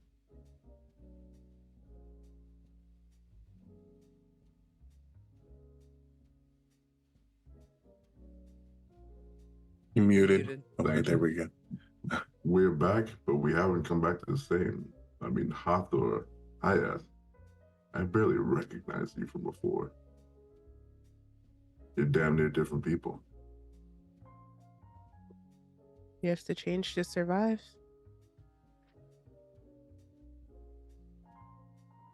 It's what life asks of us, demands of us.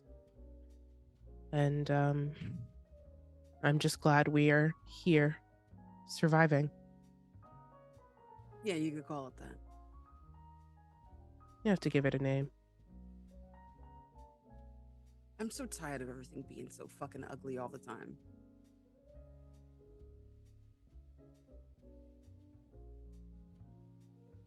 Can't it be nice for like 10 minutes? We would I was be at a if we cookout were the only other so day. lucky. I was at a cookout the other day, minding my business. Lucky to be invited. Having a wonderful time. police called an hour in. I mean, for what? We were having a nice time. We were enjoying ourselves. Is that a fucking show? Rated. At a nightclub? Beat up. Is there anywhere that's safe? Is there anywhere that's fun? Is there anywhere that's good? What is good? I'm starting to really think that, I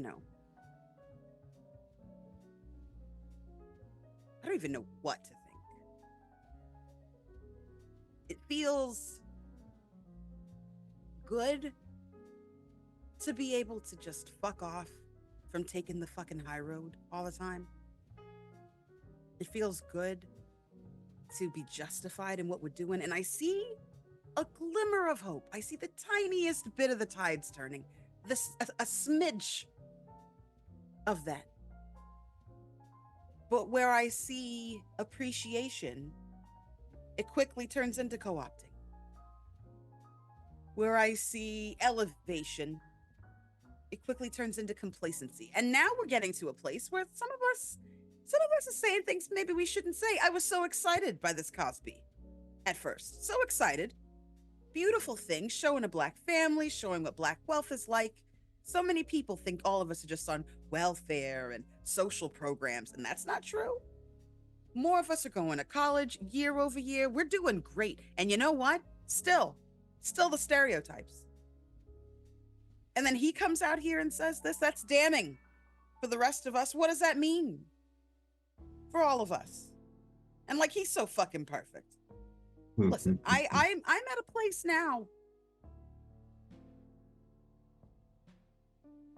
Being a god of wealth has always meant something different. Sometimes it's financial wealth. Sometimes it's the wealth that you have in your home. Sometimes it's the wealth of character or talent. Right now, I feel like I'm the god of wealth, and the wealth and currency is anger. And maybe that's not so bad. I mean, it seems to be working out just fine for you and your hip hop, Hathor. Yeah, I mean, it is difficult being in the studio and hearing the pain in some of these young men. Having to watch them stop a recording session to break down, to scream, to throw things, just because they're swept up in the memory that they're trying to convey to their people. But man, is it nice to see our people go platinum.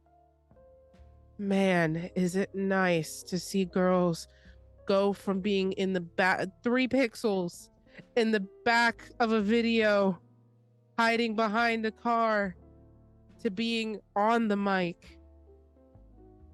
Man, is it nice to talk about getting money, finding love, living fast, being angry, telling our stories, and we don't have to go through anyone but our own people to do it. Yeah. I am tired. I've learned that I can only really find harmony in the small things. I can't find harmony on the wide scale.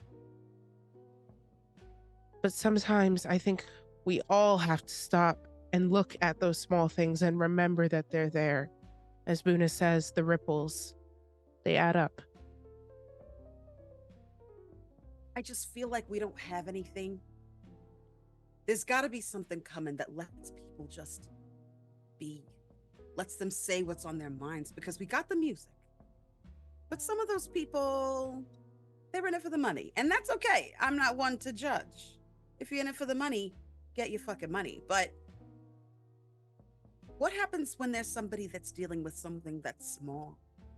What happens when there's somebody that is personally hurt? We can't be everywhere at once. Buna said it. But what happens? Those stories aren't any less important. They're not any less rich. They could change the world, some of them. I mean, all these old folks, we've watched these people go through hell and back. and arrive now at a time when we can see more people that look like us on television, in movies, but we still got gangsters and thugs with our faces. We still have all of those things looming over us. Where is the smallness of our world rather than this monolith that people have somehow built to what they think we are? I want self-expression at an individual level. I want something that's going to get out and touch people. Do you know some of these people out here aren't even reading anymore? They're not even reading. So even all my authors, all the books that I've poured time into, all the poems that have been written, they're just sitting there, just sitting on shelves. My girl Nikki Giovanni was at a university last week. The stadium was half full. Half full for her. Toni Morrison, poet laureate. We're making strides. It means a lot. So why do I feel like it's still so quiet here for us?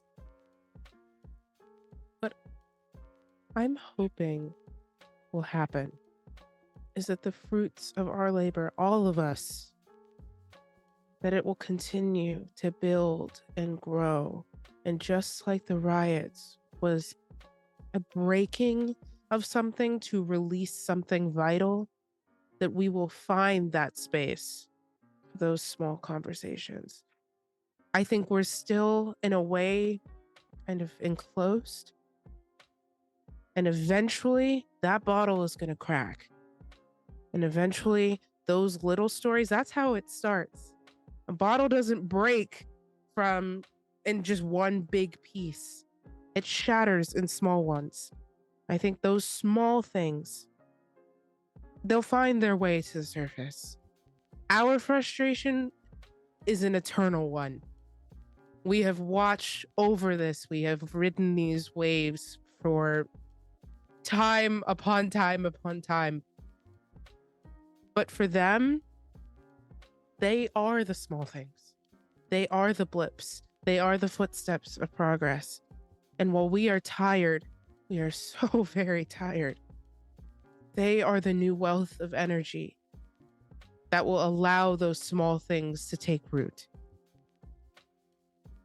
For once in my life, I want to be patient. God, to know what that feels like. I think my are coming to an interesting place.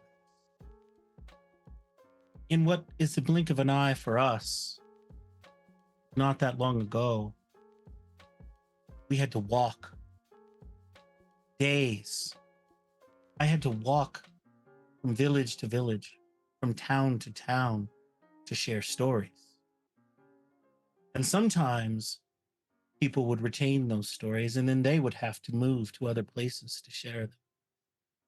And then we came to this new place and we discovered new things and new ways to share stories. But even then they were limited because this radio allowed stories to be shared with many people, but without the components of other types of storytelling, the gestures of the storyteller, the facial expressions of the storyteller, those were lost to some degree. But then we got film and television and new ways, again, to share stories with a wider range of people. And today, I don't know how much any of you have fiddled with this Windows 95. It's this interesting thing, new ways to share stories with people instantaneously in the blink of an eye. And I have a feeling that we are on the cusp of something, that we will continue to find new ways for anyone to share their stories, and not just those who have access to the television cameras and the radio stations. And maybe, just maybe, there is a glimmer of hope that will bring some sort of thing, because at least in all of this, people see things has brought about some change. How long did segregation run? But then when people were able to see for themselves videos of police sicking dogs on us, of them beating us with billy clubs wrapped in barbed wire, it changed some minds. So certainly not all of them, but some minds, when they could see these things for themselves. And we can hope that that will continue, that there will be a trend that our stories will grow and maybe change a few more minds, because change, sadly, in this place is a glacial thing. I think that Hathor was right about one thing. Well, sorry. Hathor was right about a lot of things.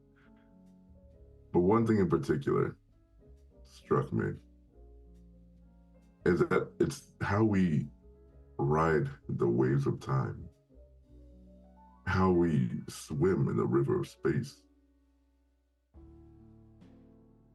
It feels like you all are finally seeing the much, much, much bigger picture of these waves of life and death.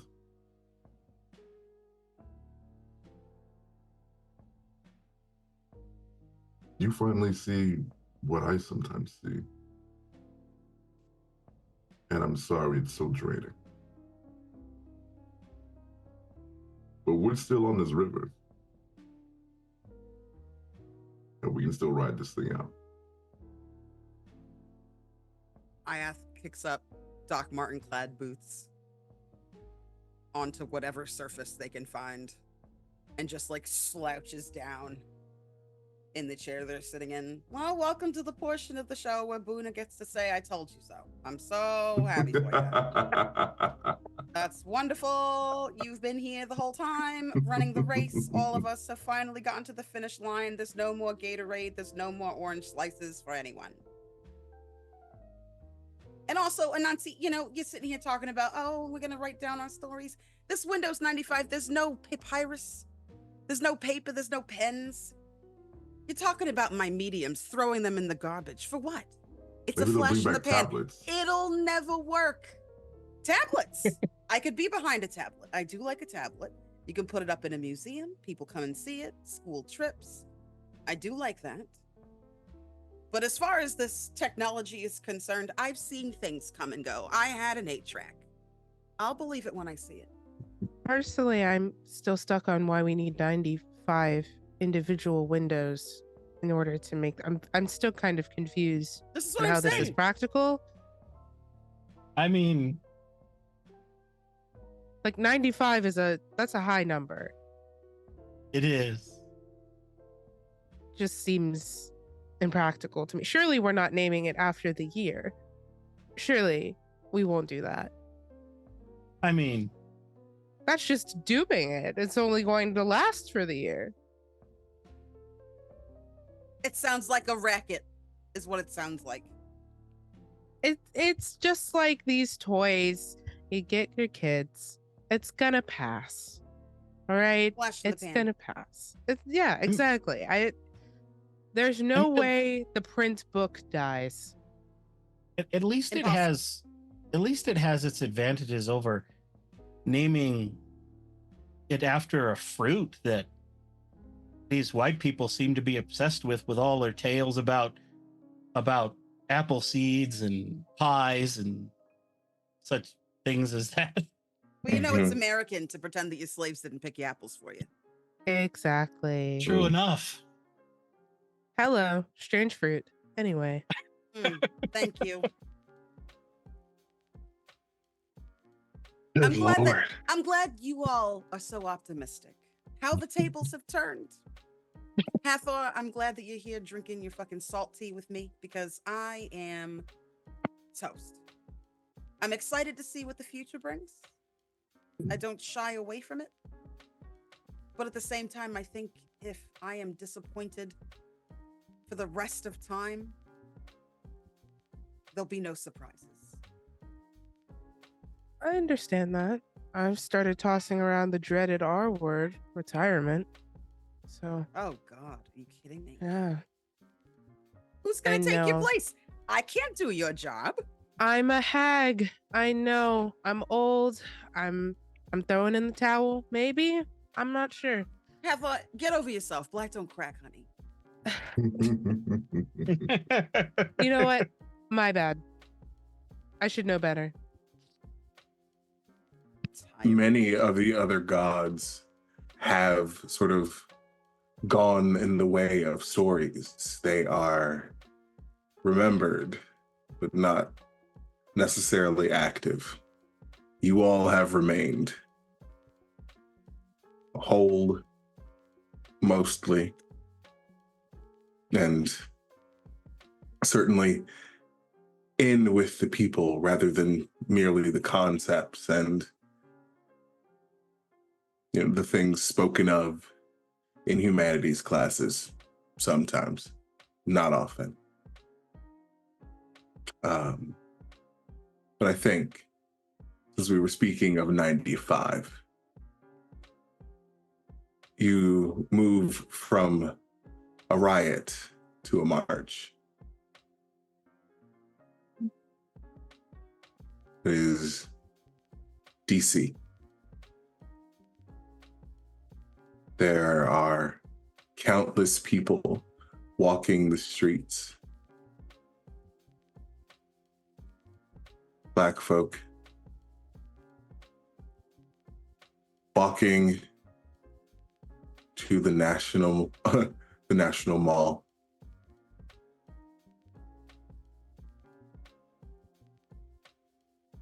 Held by the NAACP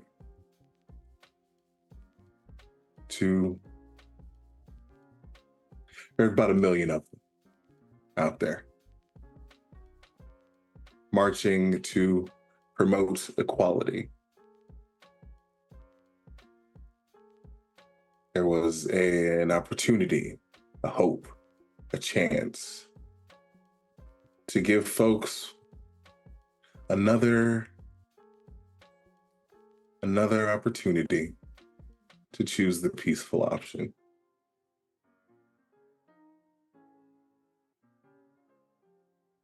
Ajath shows up begrudgingly.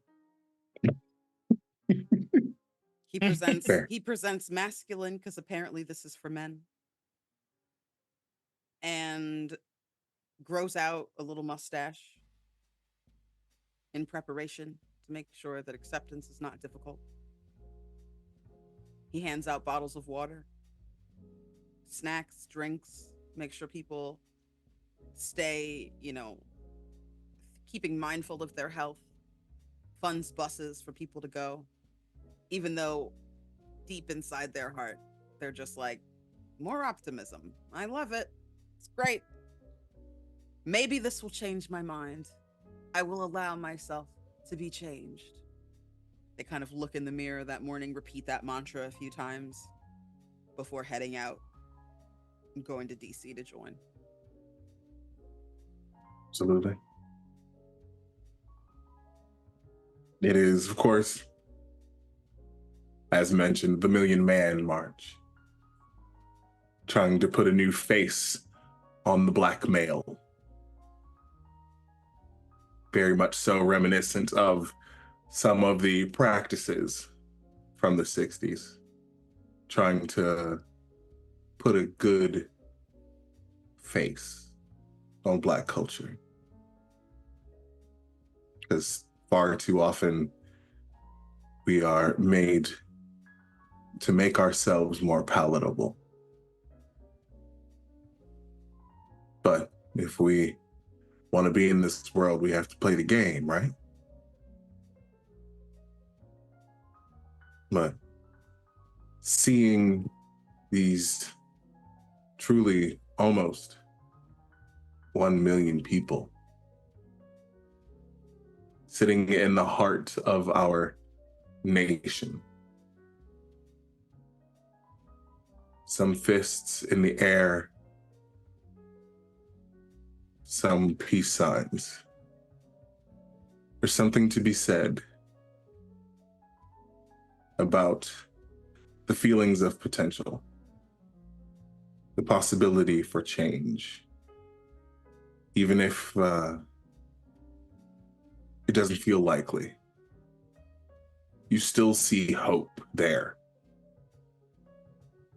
You all have gone through the ages, and you can see that in each one of these people, the DNA, the muscle memory of spirit, they can see and feel the struggle, but you can also see and feel and hear the hope. So, around the table, one more time. Buna, no death here. But are you present?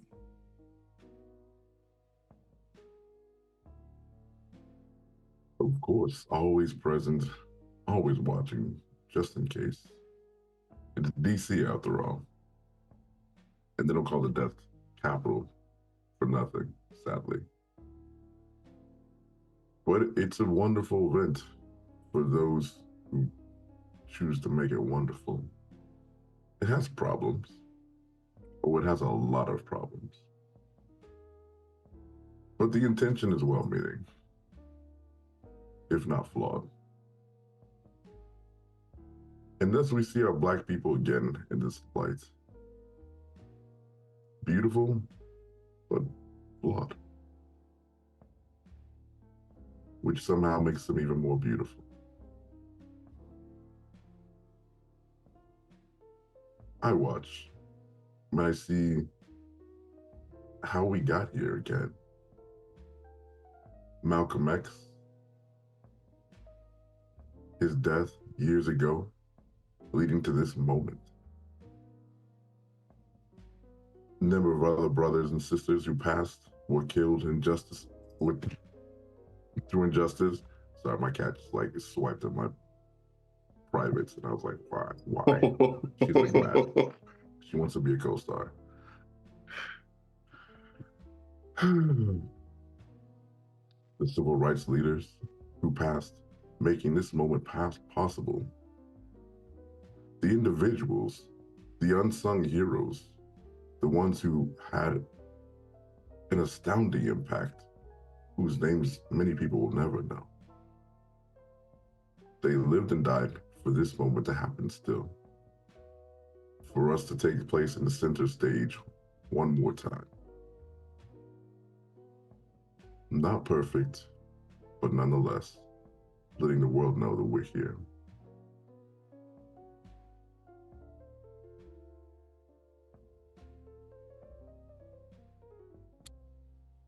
Let's do Hathor. Sure. I'd like to preemptively apologize though, because we did just get a new puppy in this house, and she is letting her mind be known right now. She conveniently just stopped, but I imagine she will start wailing again soon. So just, I feel like I preemptively need to apologize. She's not realized she's Black yet. We will correct that quickly. For sure, for sure. Mm-hmm. So I think Hathor, she's not like, I'm trying to think of how to words here. I think she starts letting go of this need to be frontline. Not necessarily the optimism, but just the need to be the person on the front lines, charging in, waving the banner, right up there with the war drums. I think she is finally comfortable in letting go and letting people take what little morsel of our influence and run and see what progress they will sow with it. So I think as time moves forward, she spends more time with her son. I think Horace is more important to her now more than ever because she can finally be all facets of a person to him, not just his mother, but a well-rounded person who has something to offer him in the way that he has always had something to offer to the world. And whether or not people would disagree with that, Hathor has always felt that way, and it's nice to be able to step into that. I think she spends a lot of time at women's shelters, especially domestic violence has always been a thing, but I think she's starting to really internalize, especially this conversation about the optimism and the small things, that maybe these little things we've always let slide shouldn't be allowed to slide. And so she starts spending time with people who are experiencing things and experiencing stories and hopes that their siblings will come visit after, so that when these stories break, they break loud, so that the people that she helped come up, which she will never regret, when they start acting a fool with young girls, that comes around later. It is now more than ever about embracing both parts of who she was and who she is, and finally truly blending them and accepting she cannot control where her music goes or what it makes, but she can control how she helps the people who hear it. So she's reached acceptance. I mean, it's practically enlightenment.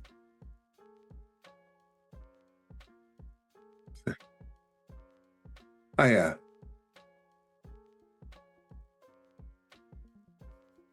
Ajath finds themselves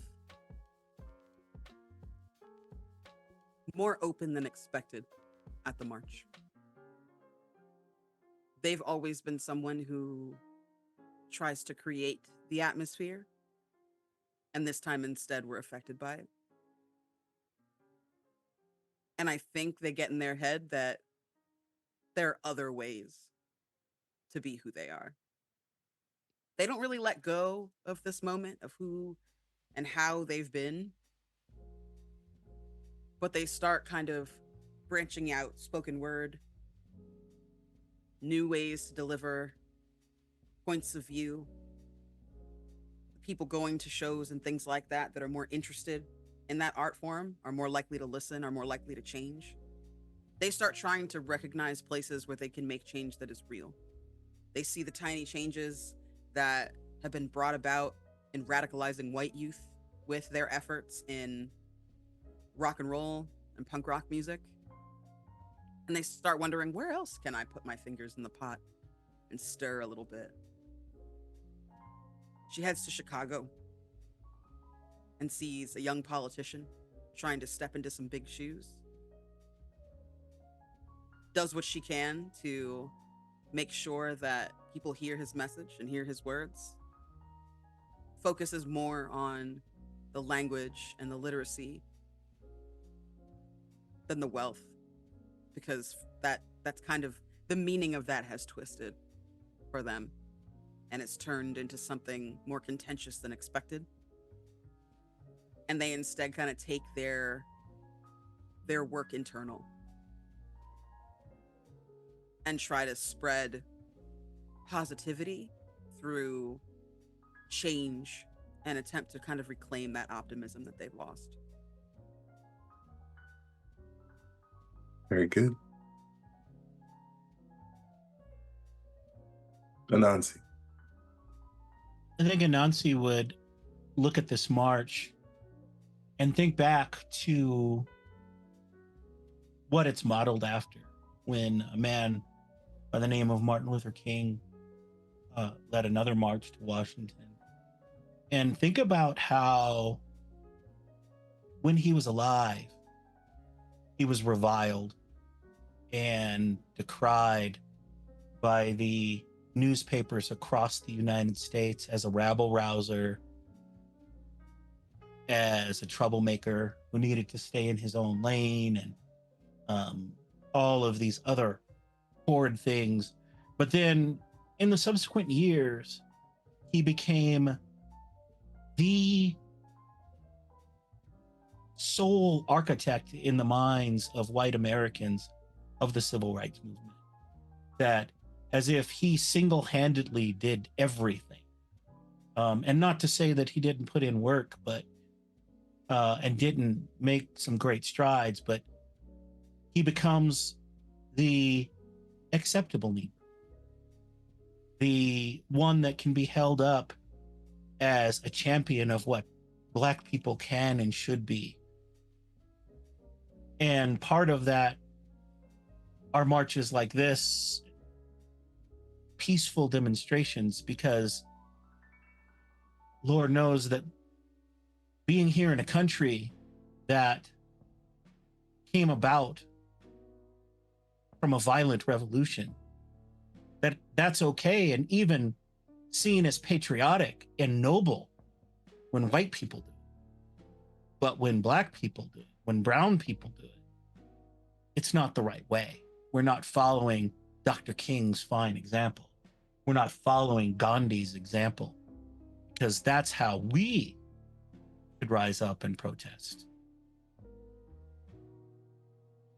And so I think while it is a moment for solidarity, it's also a moment for contemplation as Anansi thinks about what Ajath has said and his other siblings have said, that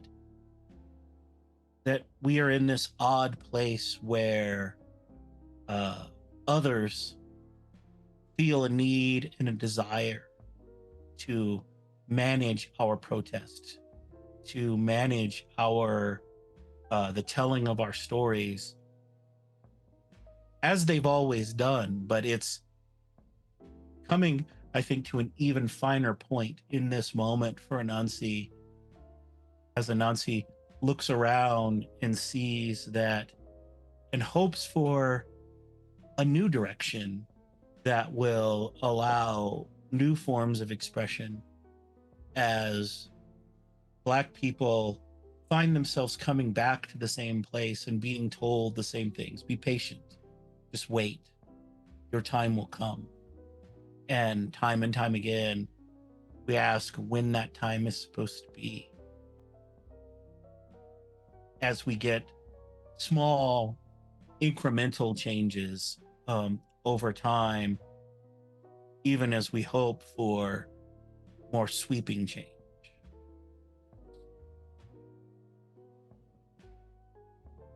As we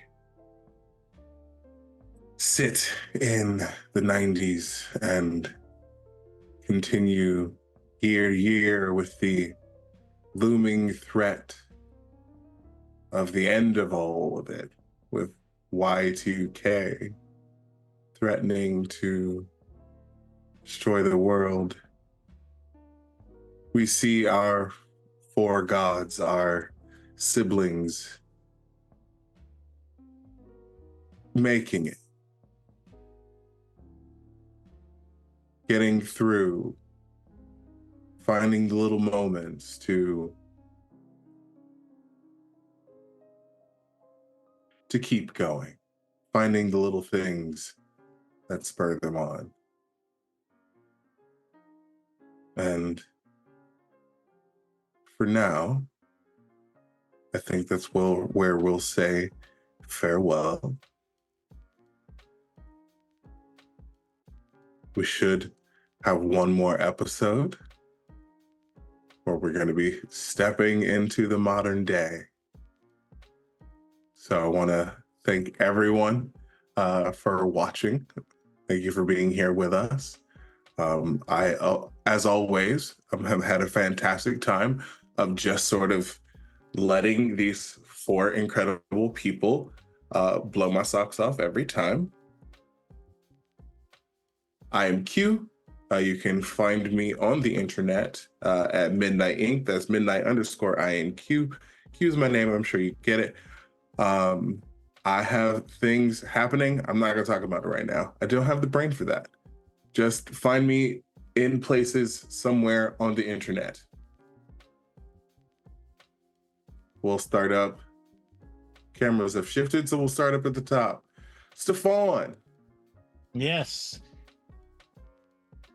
So you can find me on Twitter at Umbral_NightX.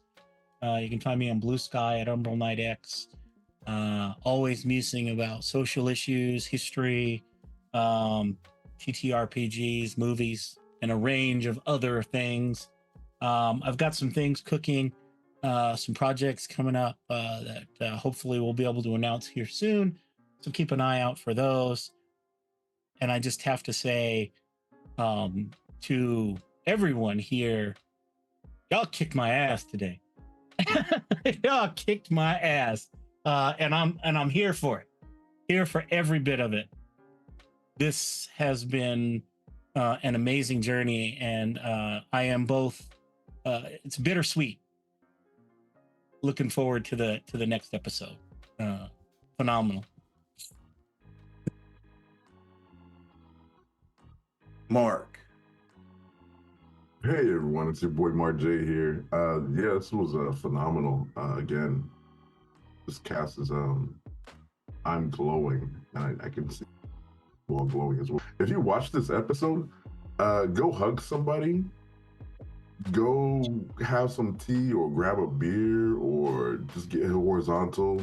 Go tone down. And that goes for us as the cast too. I hope that we can all refine our who we are as performers and people.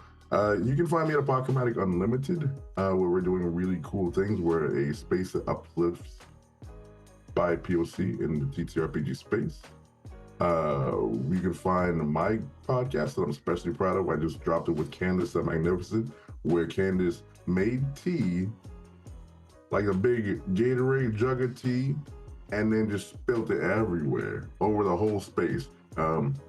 What it's really about is having conversations with us, people of color in the space, and allowing us the voice to, allowing us the experience to voice our concerns and our thoughts and our feelings and our loves and our hates, etc. Also, one thing I'm doing on my podcast is the TTRPG Green Book.